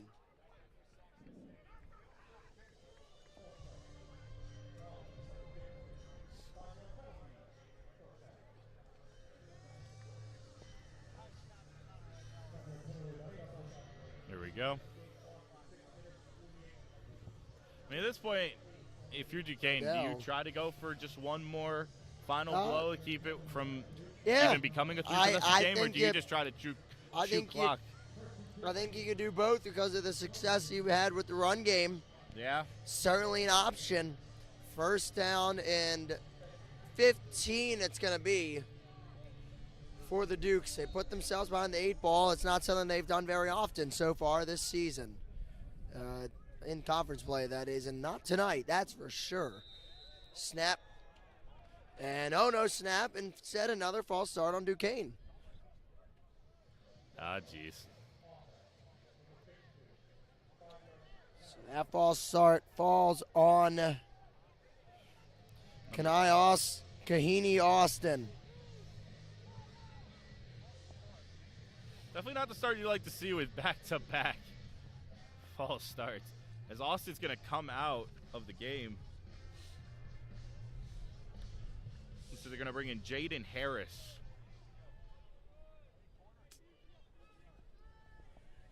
All right, so we'll take 3 at 1st down. It's now 1st and 20. Riddell with the handoff to Ness Davis. Ness Davis with a hole to the 20, to the 22, 23-yard line. So they get all the yardage back that they lost on penalties and then some.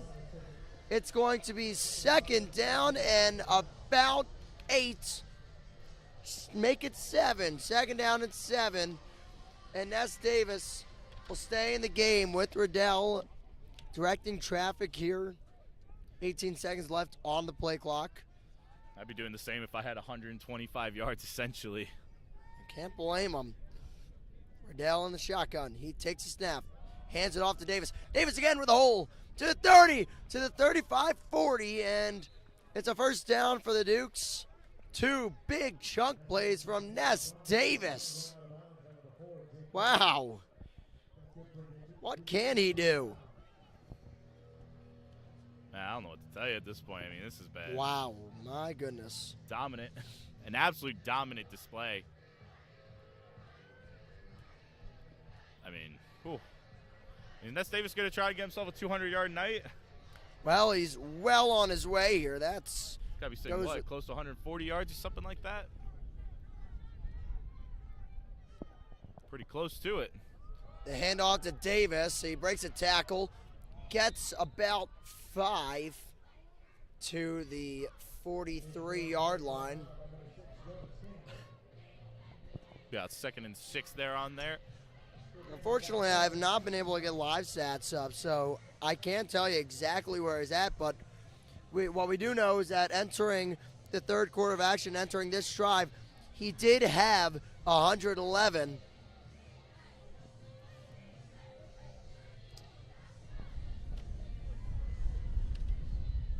Never fear, I'm on the way.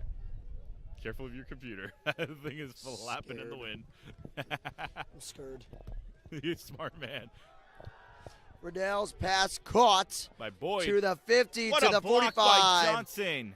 Johnson with a nice block, and Boyd is out into Mercyhurst territory at the 44-yard line, it looks like. And man, I mean, this is right here is what's been working for the Dukes so well all year. This blocking. And it's not just by their wide receivers. It's by Noah Canty. It's by Daniel Tarabella. It's by Jermaine Johnson. It's by Joey Isabella. It's by Alex Gocic. There is no selfishness on this skill group, on their skill positions at Duquesne.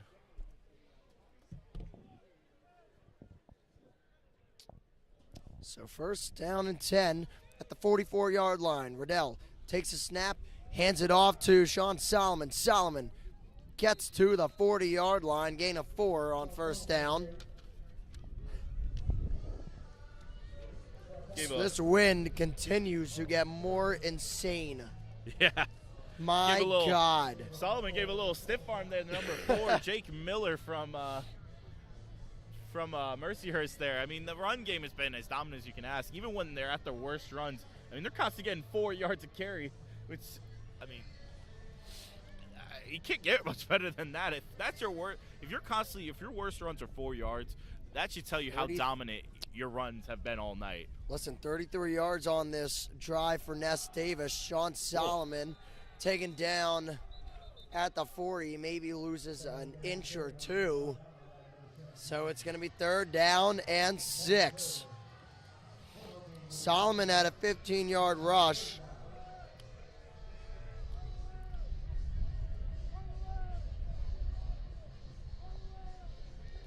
So now it'll be third down and 6, 2:46 and counting left in this third quarter. Riddell alone in the backfield in the shotgun formation. I got him.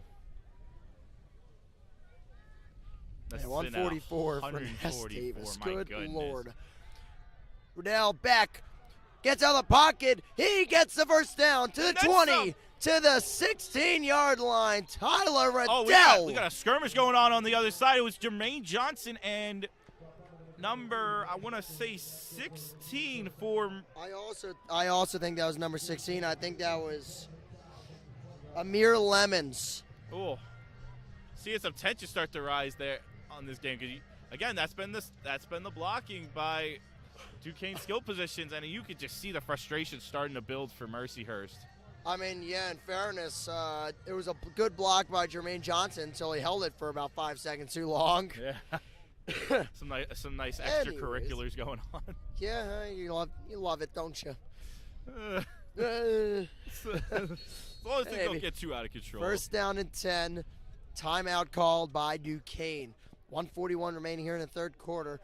Duquesne has it at the Mercyhurst 17-yard line as they look to put the final stamp on what has been an incredible performance tonight against a top-of-the-table team in Mercyhurst. Whew. I mean, wow. Could this get? I mean, I don't know how much more dominant you can get at this point. I mean, the run game has told the whole story, but because you want to know how it tells the whole story? Here's why. Give me a line. 5 catches.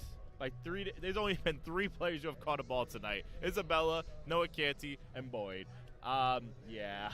Now, fun fact: there are more rushers listed than receivers listed for Duquesne. Especially after that 31-yard run by Riddell there. That is unbelievable, man. I'll tell you what, Duquesne, tonight they came to play, and there's no ands, ifs, or buts about it. Without a question. I mean, this team has been not just on fire, but they just look so locked in. Yeah, and as a unit. Smart thing is what Nick's doing right now, looking to find, oh, you have it, rushing yards in a game. And while he does that, we'll bring you 1st and 10 from the 17-yard line. Yeah, there it is, in a game. Yeah, it's a the lot. It's a lot, but And I don't think they're going to get that tonight. Wonder as a team, though. 'Cause That's what they I'm are currently close. looking They're for. over, I think they might be over 300 after this drive. Here's a snap for Riddell. Riddell throws, it's caught for a 1st down, and it's going to be 1st and goal. However, maybe Mercyhurst has drawn a penalty. We'll see. It was Noah Canty there. Again, they just went on like a little flat route, and Noah Canty just took off, man. Underrated his speed is. It's going to be offensive holding. Yeah, that was right, the player right in front of Canty, Alex Gochis, and that sets him back a pretty penny, back to the 27-yard line for 1st down.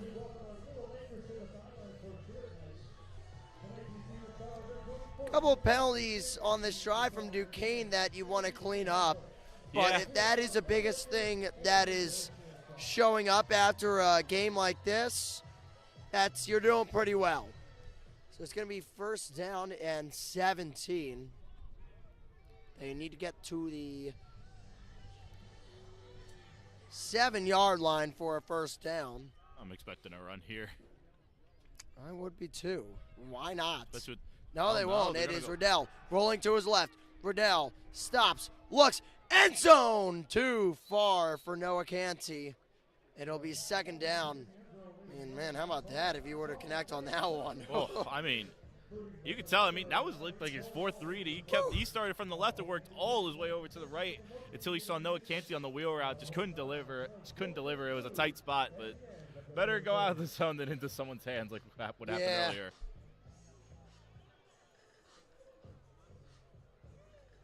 We're going to get ourselves to a 2nd and 17 with about 1:13 left in the 3rd quarter. All right. So now here we go with 2nd down. Receiver in motion, that being Boyd. The handoff to Davis. Davis gets a good gain, but remember that'll only get them to the 19, so even 5 yards, they find themselves in a 3rd and 12. This is where at the Mercyhurst 19. Haven't seen a lot of like super exciting or super big throws from Riddell. Now would be the time you'd really like to see him deliver a big play, either for a 1st down at the near the goal line or a big touchdown. He had that big play to Isabella at one point in the 1st half, but aside from that, the running game is taking picked up a lot of the slack. Riddell will hand it off to Ness Davis. Ness Davis bowling forward. Looks like he's gonna be to short. the 13, I believe, and that will be 4th down. 4th down and 6. So Duquesne will have a decision that will be made very quickly here. It ends up officially going down as 4th and 5, and they will decide to let the clock run out on the 3rd quarter of action. So that will do it for the 3rd quarter of play. Relatively short one. I mean, listen, the 8-minute drive from Mercyhurst took up a lot of this quarter here, and then Duquesne took the ball, and Duquesne actually called a timeout. So never mind, quarter not over yet. To 1 second, Duquesne decided to take a timeout with 1 second remaining in the quarter. Wow. I love doing the spam clicking. No, not much of a spam click needed there. Neither Just reset everything. well, that is true. Down with the spam click.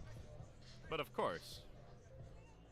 So, just presumably gonna send the field goal unit onto the field to get points up in the third quarter. It will be the only points of the third quarter. So on to kick, that will be Matt Clark. This will be the final dagger that they need at this point. 30-0 into the fourth quarter would be breaking a Duquesne record in terms of a comeback. If Mercyhurst were to come back, they'd break their opponent's franchise record in doing so. 27-0. Here's the kick. It's up, and it is good. 30-0 Duquesne as the clock expires on the third quarter of play. We will take a quick break, then come back for the fourth quarter. The players got their fours up. I got my fours up. Fours up. We'll be back right after this. You're watching Duquesne football on DSTV.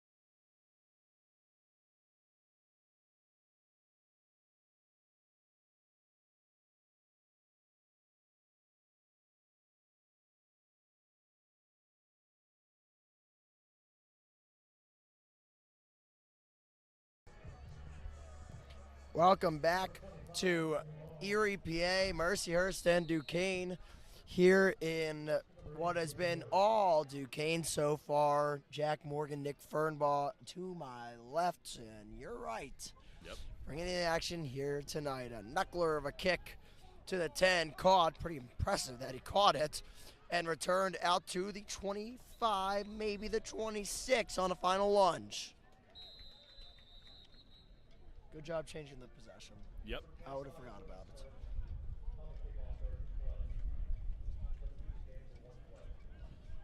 Well, I guess number 35 for Duquesne, his helmet came off. He will not be on the field for this play per the rules. And never mind, it's 35 for Mercyhurst. Blaze Grabowski. I'm scared that my hat is going to fly off. So I keep on This is touching why I myself. left all my hats at home. I had no choice. My hair's too long. This is First real. down and 10 at the 26. First play of the fourth quarter. Pass is caught at the... No, it is incomplete, rather. My apologies. Near side at the 35-yard line. It's incomplete. Second down and 10 from the 26.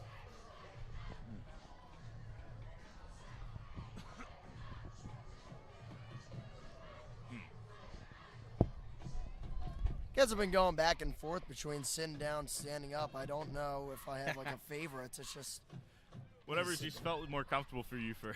I for guess the it's game. kind of been it. Yeah. Yeah. It changes depending on the field position. Urena in the shotgun A little bit of a takes metal a gate snap. there. Literally. Pass incomplete. I think it went through the hands of Jameer Gamble, and a player down, flag thrown, and I think it's going to go against Duquesne. That could be a personal foul there. Probably. It's going to be important now, especially in the fourth quarter with Joey Balgo is the one who went down. We'll take a look and we'll take a listen for the refs to take it 15 fully. and 52 off for Duquesne. Let's see what the refs have to say. Wait an extra second here. Oh. It's going to be offsetting. Balgo.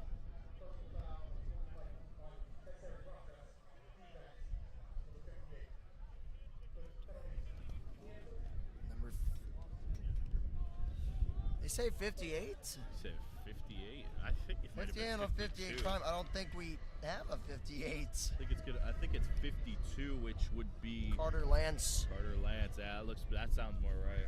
There's Okay. 52 coming off. Yep. All right. Third down and 10. What's going to be Offsetting important here is penalties. just, especially for the officials, is just keeping this game from, I don't want to say turning into a circus, but Getting out of hand. yeah, you don't want to let this get out of hand and let the anger and frustration Overflow. from Mercyhurst kind of bleed over and let Duquesne kind of push them around. Reina. Back to pass. It's incomplete. Same guy. Yep. He looks like he's won a flag for pass interference. They've wanted a flag for the last 10 passing attempts that have been contested. DJ Jones there on the breakup. Really physical breakup there from him. A lot of the breakups for Duquesne have been physical. They have been the better team tonight, physically, may I say mentally as well. I mean, just Duquesne has been dominant tonight, and it has been pretty impressive to see, at least from our vantage point. 14:41 left in the fourth quarter. This is going to be a false start on Mercyhurst, and that will go against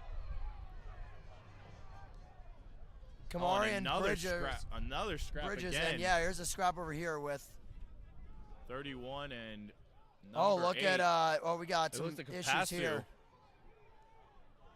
with Joel Passo. And Duquesne pointed at, I believe that was Jabario Demenum. Because there was a false start penalty that was declined on that play, so it is going to be punt time again for Mercyhurst. Now, Jabario Demenum, when he was talking to one of the Mercyhurst coaches, which if they were talking insulting Odemenum or like talking smack with Odemenum, kind of unprofessional. No, but it's never Odemenum just pointed at the scoreboard. And that was his entire I argument. can't blame him there, 'cause that's gonna be a so big punt to there. Isabella, fair catch that one. Good punt, yeah, you said it. Very good punt. So let's keep our eye on every play from here on out after the play, because we saw something there with a guy. You see Odemenum like there with Nico the celebration. Yeah, there he goes. Points at the scoreboard, and he's not wrong. He's absolutely right. It has been a rout for Duquesne. Now, more importantly, Pate at the 50-yard line kind of got into it with a Lakers. So, once again, just keep an eye out for these numbers of these guys getting into it, because I don't think I've seen a game. I don't want to say get out of hand yet, because we're not at that point. But I haven't seen a game in a while with this many extracurriculars going on. This much testiness, yeah. Yeah. No, I think the last game we were at was Akron 1. That wasn't that bad. Yeah. there was a lot decided. And there wasn't much to stand up, much of a like for Duquesne to stand up on. Here's Riddell, going to his right. It is caught by Canty. Canty gets to the 40. And they thought more extracurriculars. Well, Mercyhurst thought they recovered a fumble. It was clear as day it was not. And he was definitely down there, Canty. I can give a lot of assurance that the knee was down. Yeah. There's not many situations where I can be absolutely sure that there's one of them. Still, I find it interesting, and this might just be my take. You think it's interesting in the fourth quarter, though, all the starters still out. I think 30-0 game. The conference game, I do see why. I think you continue to get the momentum, as well as you need one more drive, I think, to fully put it out beyond any fantasy. The handoff to Solomon. Solomon to the 45, and Ooh. he's tripped up at the 47, close to the 48. Wow, that could have been an extra 15 yards if he broke that tackle. It's a Instead, beautiful shoestring tackle there by. Instead, he got an extremely exciting 6-yard gain. Yeah. Looked to Certainly be- felt like more than 6. I mean, yeah, but the only reason it wasn't. Number 10 over there, Chris Thompson with a beautiful shoestring tackle there. I'm trying to No, I wasn't going to turn on the buzzer, even though it would be really funny. Now we can do that. Celebration. The handoff to Solomon. Solomon at the 50 to the 47 of Mercyhurst. They're into Laker territory. And this right here, this is where the frustration is coming from. Riddell has not thrown the ball much, and when he's thrown it, it has not. First and goal. Fourth and short. Oh, Oh, no. that's tough. Well, maybe we'll get a chance to use it again. Thanks for telling me I just saw like the arrow here, and I'm like, what the? That was I saw rough. the arrow, and I'm like, what the heck is the arrow there for? All right, first down and 10 anyways. Riddell hands it off on a jet sweep that will get to the 40-yard line before being ushered out of bounds by a litany of players for the Lakers. And that was Ryan Petrus, the Bethel Park alum. Glad to see them getting him involved because I don't think we've called his name once tonight. Not tonight, no. And honestly, Petrus, a young player for this Duquesne squad. Yeah. A name that kind of a glimpse into the future. A freshman, 5'9", Had himself a 3-touchdown game against Lincoln. Yeah, good on him. Good for him. He had a great performance there. So 11:25 remaining. Here's the handoff, and it's stopped. First time we've said that one tonight. It was Hopkins on the run Yeah, there. just swallowed up. Dazon Hopkins has gotten a couple carries in late game scenarios, specifically in the game against Akron that we called. Yeah. No, 100%. I mean, it was nice to see him get himself like another carry too. I mean, this should tell you everything we need to know. That's the 7th Duke to take a carry tonight. And Yeah, I think they've had maybe goodness. three? They've had like what, 3 different 313 Which is rushing actually yards. scroll up. Or scroll. Let me see where we're at. It's going to be more once they register live stats for his drive. Riddell to his left throws for Incomplete. Isabella. Incomplete. It was right at the marker on 3rd and 4. And it'll be 4th down in no man's land. There's a couple different routes you can go here. The route Duquesne opts to take will be the punting route. And I don't blame him. No doubt. That should be the last we see of Tyler Riddell in the starting offense tonight. But it is the And first an time we see Michael unbelievable night. Berarducci. Wow, it's been a while. Yeah, we haven't said that name all night as well. Michael Berarducci. They have not punted one time until 10:34 left in the final quarter. That one, big boots. That Yeah, could it's be gonna down. go. No, Nope. it will go into the end zone for a touchback. And watch out right underneath our screen. That was, remember, number 31 for Mercyhurst, as well as number 3. And they get the fun chance of the fun taunt of look up to the scoreboard from about 5 different Dukes there.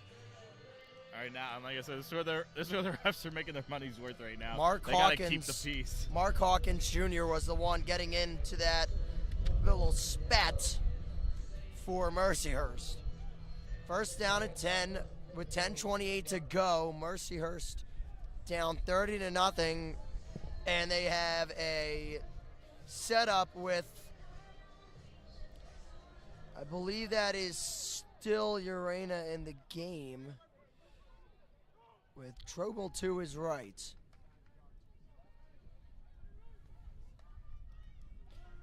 Drop back in the throw, deep down the field. It is incomplete. There's going to be a and flag watch thrown. out. There will be a flag. I thought there was going to be a fight. Anyways. Looks like he's going to be called on, I believe, number 20, Donovan Stanley. Yeah. So, all right. It's going to be a first down for Mercyhurst and an injury, oh, man, for the Dukes. A player down on the field, that being... Finlater. Yeah, Ish Finlater. That, obviously, you don't want that to happen. Hopefully he is all right. He's down on the field right now on one knee. And a little bit of pain there. Training staff out. We'll take a quick timeout and come back to you at the conclusion of the fourth quarter here from Erie, PA.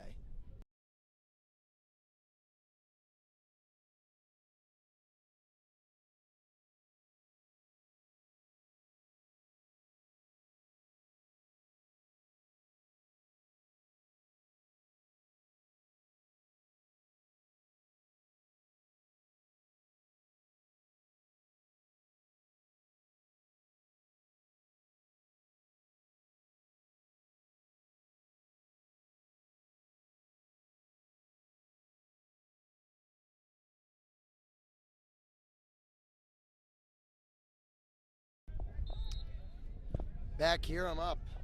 We're up for first down and 10 at the 35-yard line. Mercyhurst down 30-0 to the Dukes. You rein it back. Pocket collapses, and he goes down. I mean, who do you give credit for? There was like 3 different guys who hit him there. I think it officially might go down to Adrian Ramirez, who gets a sack. His brother played for Duquesne, and at one point last year, they were both playing on the same fields. They were. His family watching tonight, probably happy to see that. It was Carlos Ramirez. White towel thrown. Probably a towel lost by a Laker. A little assembly line. 9:42 remaining. I got to give credit to that referee. He just took that towel and just went, yeah, right to the sideline. That was a good throw. It's about as good as it gets. 2nd and 17. Especially with the wind. Yeah, you see, I think the wind is coming this way, so it was not with him. It was kind of working against him. Exactly. That's where he started off more on the right, so that when it blows to the left, you're kind of accounted for. Acting like I know how to throw a towel. Like I do. 9:21 remaining. Here's a throw. It is caught. That's a good pass. By the way, that is a new quarterback. Alex Gavaudin. Gavaudin's pass was complete for a gain of about 7. Be caught by 14, double it. Be caught by number 4, Taylor Wright Rawls. I'm trying desperate. I'm fighting the wind in the worst way. This is a heavyweight battle with the wind, guys. I know. Gavaudin's throw is caught for a first down and more to about the 47. That was Joe Kerbacher. T.J. Jones came flying and he almost, he wanted to lower his shoulder there.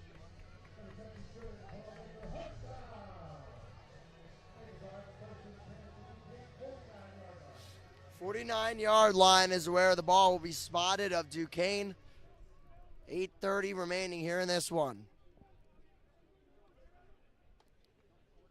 Gavaudin's dropping back, looking, throwing, caught. It's going to be Joe Kerbacher for the Lakers there catching that one. Kerbacher with another play. Second straight catch for him, and it will be 2nd down and 8. I got it right. Easiest one of the night. I got right, though. 7:54 now to go in the fourth quarter. It has been a dominant Duquesne affair here. Battle of 2-0 teams. Screen pass, eaten up. They lose 2. Back to the Duquesne 49. Oh, and it's getting even worse. Now Jack Dunkley's getting mad. He went helmet to helmet with, I believe, number 55 for Mercyhurst. I mean, it's seeing everybody get mad right now. TJ Jones blew up that wide receiver screen That'll easily. be Ramon. Excuse me, not even. That'd be Cadavius Gary, number 55. Getting involved with Jack Dunkley, the stud The all-NEC lineman. last Yeah, year. all NEC lineman for the Dukes. And Almost evading 7. pressure is Urena. Urena's back in the game. He throws, it's incomplete. Broken up by number 9, Jalen Carson for the QB Dukes. merry-go-round on this drive. And it's 4th down and 10. Drive started out with some promise. Quickly dashed by that Duquesne defense that has been bad news bears tonight for Mercyhurst. Yeah, I mean, Good Lord. I feel like the number of things you can list that have gone right for the Lakers tonight, you could on offense, you could probably list on one hand. Maybe use one finger to count two. It's going to be 4th down 10. They have to go for it. Urena in the shotgun. 3-step drop, Urena. Back throws in the flats. It's caught, but well short of that 1st down, yard to gain. And Mercyhurst turns it over on downs. That was going to be caught by Aaron Rodriguez, and just nothing they could do there. Man, what a rallying victory this is for the Duquesne Dukes. They came in and didn't just take care of business, they demolished Mercyhurst as this game comes to its final conclusion. Bit of a flexing of their might at this point with not a whole lot of season left at this point. Every game matters big time from here on out. We're going to give you a final update. Central Connecticut does come out as the winner, 24-17 against Wagner at Wagner. That game's going to matter. That game's going to matter in a couple weeks at Duquesne. I wouldn't underestimate Wagner right now. They play a lot of teams tough. Wagner is up soon on Duquesne's list. Here's a handoff. Push forward by Hopkins. Gets a good gain. Got Kushner now in the game. Yes, they do. You're right. Logan Kushner now in the game for the Duquesne Dukes. With under 6.5 to go. Go ahead. I'm going to pull up Duquesne's upcoming schedule. I feel like I know the opponents, but I don't know the order. Actually, you know what? I'll do myself one better. And there's a 1st down run for Hopkins. So Duquesne is going to go up against Wagner next week on the road. That is at 12 p.m. in good old New York. Next after that, they get a bye week, and then they will face LIU on the road again in Long Island. That's a 12 p.m. kickoff. After that, November 15th, it'll be Central Connecticut. That is at home. That is their final home game of the year. Following that, they finish it off at Robert Morris. So 4 games left after this one, Nick. Yeah, I mean, as we're nearing the end of this, it's been just an unbelievable season, a bit of an up and down affair. We started, I feel like it took a while for us to finally get a feel of what to kind of expect from the Dukes, but yeah, this has truly been a dominant unit, especially on the ground this season. They've been doing an unbelievable job, and it's not a one-man team. Tonight proved it. It's 3 different guys. They even showed Riddell can run for a big carry if they absolutely need to. This team on the ground is about as dominant as you can get in the NEC. And unfortunately, Mercyhurst has been the victim of it tonight. Yeah. 4:40 to go. Time ticking down on a Duquesne win. And improved to 3-0 in conference. Here's a handoff to Hopkins. Hopkins on the right side, 40, 35, to the 31, maybe to 30. One more action here. That's going to result in a flag being called on, I think, Wagner. Duquesne certainly liked that one. Riley Lisker on Duquesne looks like drawing the flag there, and he pretty much got tossed on that after the play was over. I'll tell you what, Mercyhurst certainly good spam click. Yes. Mercyhurst certainly has lost her head here tonight. No, there's no question about it. You can tell, every play from the fourth quarter, there's been pushing and shoving and arguing.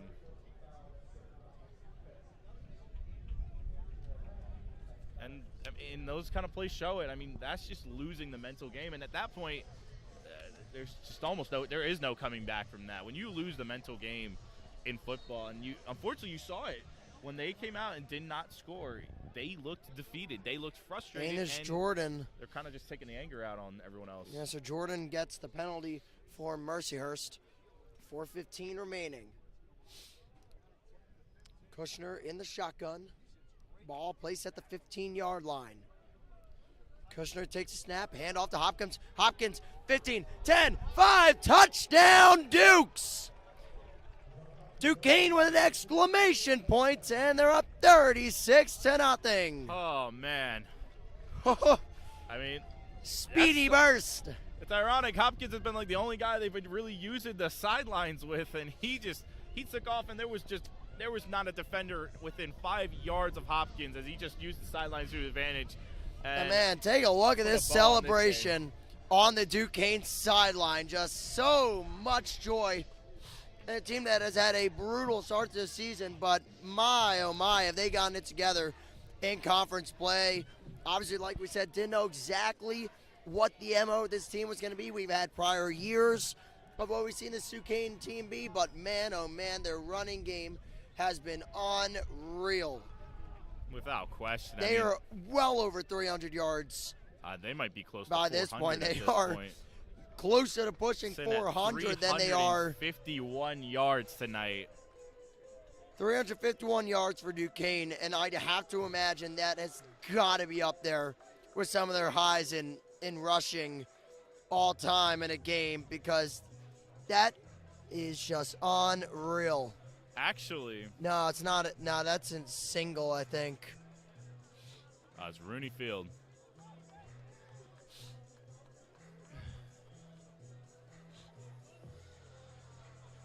Yeah, we gotta do a little bit of doing some searching right now.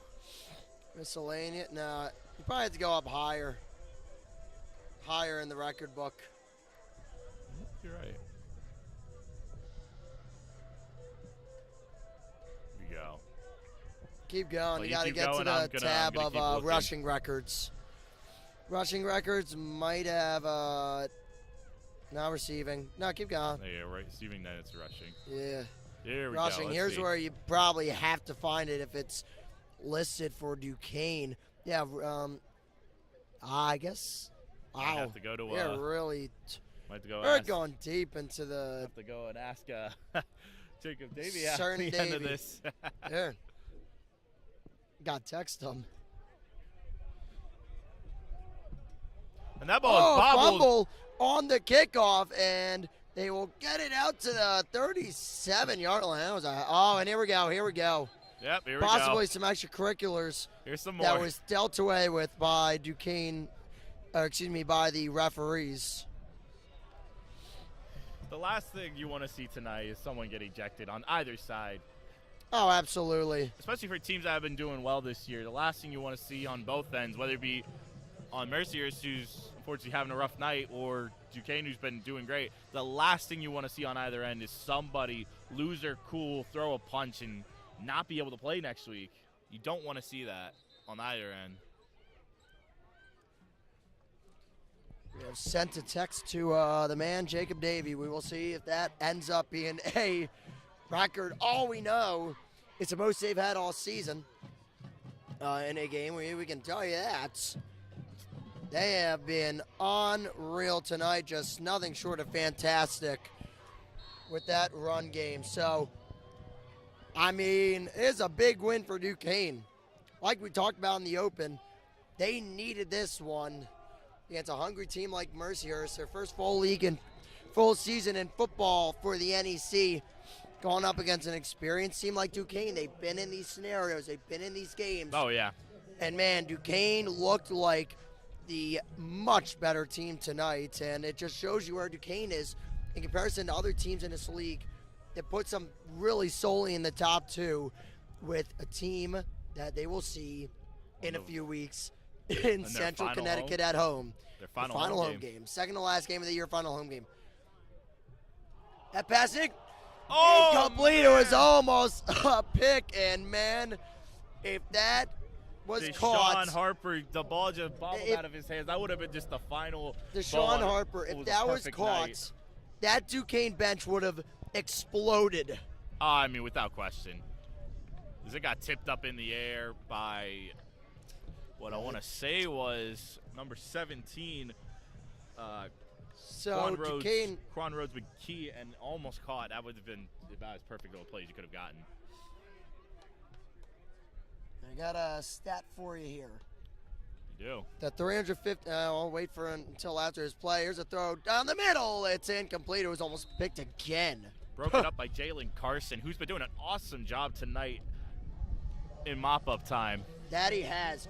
Duquesne, their 351 rushing yards. That is the most they've had in a game since 2021 when they played Wagner. So, wow. Some history being made tonight. Almost 15 years. Oh, no, 2021. 4 years. 2011. No, 2021. Oh, yeah. Yeah, 2021. Now is the last time they had 351 rushing yards. 351 rushing yards or more. So the record is over 400. Duquesne almost got there. The Duquesne bench is awesome. They are fired up. The punt is up and it's away. It will be dropped and scooped up recovered. You got to think the wind and the nighttime is affecting both sides here. That's the third punt or kickoff that has been dropped or bobbled or messed around with. It's been a little bit of sloppiness on both sides tonight when it comes to the special teams. The Duquesne bench was pumped up for that kick return. It clearly went to instead of ah. I feel like that's the best way you could describe something like that. That's great. For all time, they were just like, oh, gosh. They're like, oh, no. And he dropped it.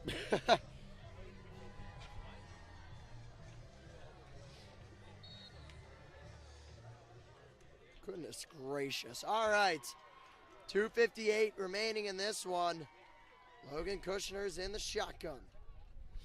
Takes snap, hands it off to Hopkins. Hopkins is ragdolled down. A loss of about 2 or 3 on that play. And probably one more play coming up here before the 2-minute timeouts. Yep. Nope, I guessed it wrong. Dang it. Almost got it. Well, that's been the story of how we've been guessing yardage all night. Oh, man. A relatively quick game here tonight. That third quarter was speedy. I don't remember the last time I've watched a football game that went under 3 hours. It's been a while for me. Yeah, here's Hopkins. And he's going to get out to about the 23. Man, you gotta love the hype.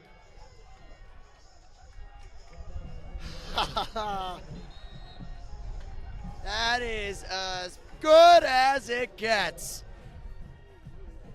Get ourselves down to like a third and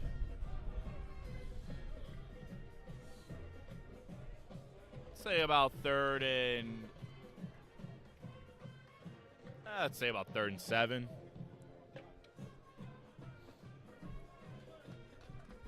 I mean, this has been an unbelievable game, an unbelievable win, and they're finally able to just let loose here. They came into this one with a mission, and then they're finally able to the coaches who had to just stay level-headed here all night, and the players as well, able to just let loose. And there's some. They're letting loose. They're smiling. They're having fun. Without things getting too out of hand is the key thing. And, man, I mean, getting videos of it here, I mean, this was a game that Duquesne came in and they knew they had to have, a game they knew could matter down the line, and they didn't just get this game. My goodness, they took it over. Kushner in the shotgun. He's going to tuck and run to the 25, to the 30. First down, Duquesne. Man, how about them Dukes?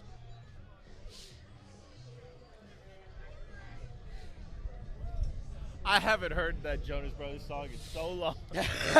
My goodness. Just you wait. This is the one that's going to get us copyrighted. Probably will. Out of all the ones tonight, this will be the one. The Jonas Brothers. The Jonas Brothers.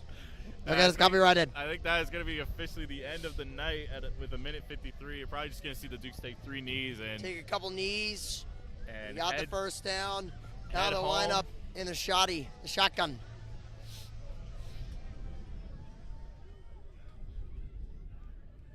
Here's a snap. The handoff to Hopkins. Hopkins will get a yard, maybe. It'll be second down and 10. The clock did not start on time. In fact, we're probably about. I feel like we're the more accurate time right now. Yeah, unironically, we are the most accurate time. I don't know why, but we are. God gives his toughest battles to his toughest soldiers. Agreed. Listen, tonight was a great night for Duquesne football. Agreed. I mean, tonight couldn't have gone much better if you had asked. I mean, this is literally the perfect night, 37-0. I mean, they did just about everything right as Hopkins gets swallowed up there for maybe a yard. I do want to give a shout out to Colton Hessler, who came with us on the drive to the game tonight, and he has been to a couple of brutal Duquesne games in the last however many years.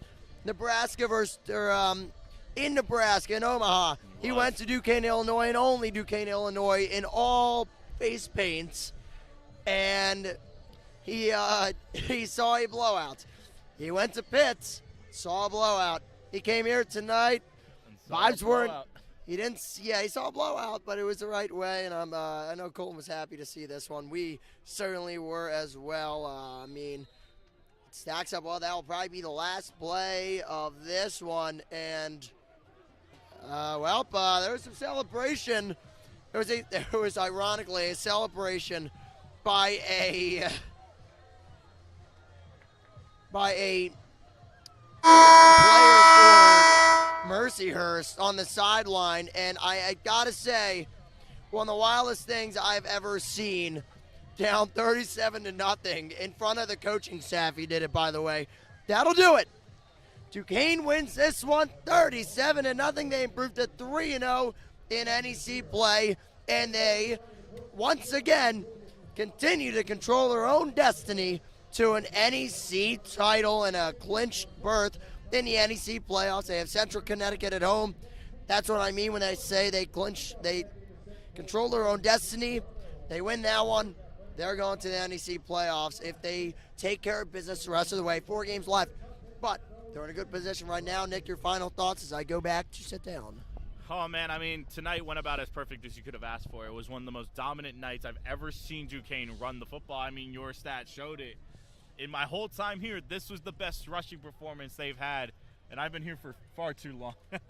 But graduate student here, he's been here a little long. I've been here for a while, but, man, let me tell you, in the 5 years I have been on campus, I have truly never seen a rushing performance as awesome and dominant and controlling as the Dukes were tonight. I mean, you saw 7 different Dukes touch the ball. You saw every single one of them have at least a big run at some point, whether it be Kushner or if it was Ness Davis running all over them or Sean Solomon breaking gaps. Even Hopkins at the end got himself involved and got himself a touchdown. It was about as perfect as you could have asked for on the defensive side. Oh, man, that D-line just controlled. I mean, the line of scrimmage the entire time. So all the way through, I mean, this is going to be a huge matchup against Wagner next week, as Wagner came out on a tough loss. So, I mean, going into back-to-back road games after this one, both in New York, this will be – you feel pretty good, don't you? you'd like to see them come back in their last home game of the season with a chance a to title clinch. crown possibly at stake. In fact, they come back, they can win the NEC title if they were to not just win, but obviously Central Connecticut also has to win their next two to set up that do-or-die scenario. Yep. And what could be, like every year, like we said at the top of the broadcast, you have a kind of de facto NEC championship game at some point in the season. That would be it right there. But we'll have to see where the next few weeks lead us here. But all that we do know now is that Duquesne has gotten the win in one of the most dominant wins over the last decade of Duquesne football. They took down a team on the road that really was threatening to put them in a dogfight the rest of the way. However, Mercyhurst falls to Duquesne. Duquesne with an unbelievable win here tonight. Unbelievable stream. I want to say thank you so much to everyone who watched. For Nick Fernbaugh, I'm Jack Morgan signing off here from Erie, PA. Your final score, Duquesne 37, Mercyhurst nothing. Have a good night, everyone. Take care, everybody. Love you all. And make sure you like, comment, subscribe to Duquesne Student Television. You're right. Good night.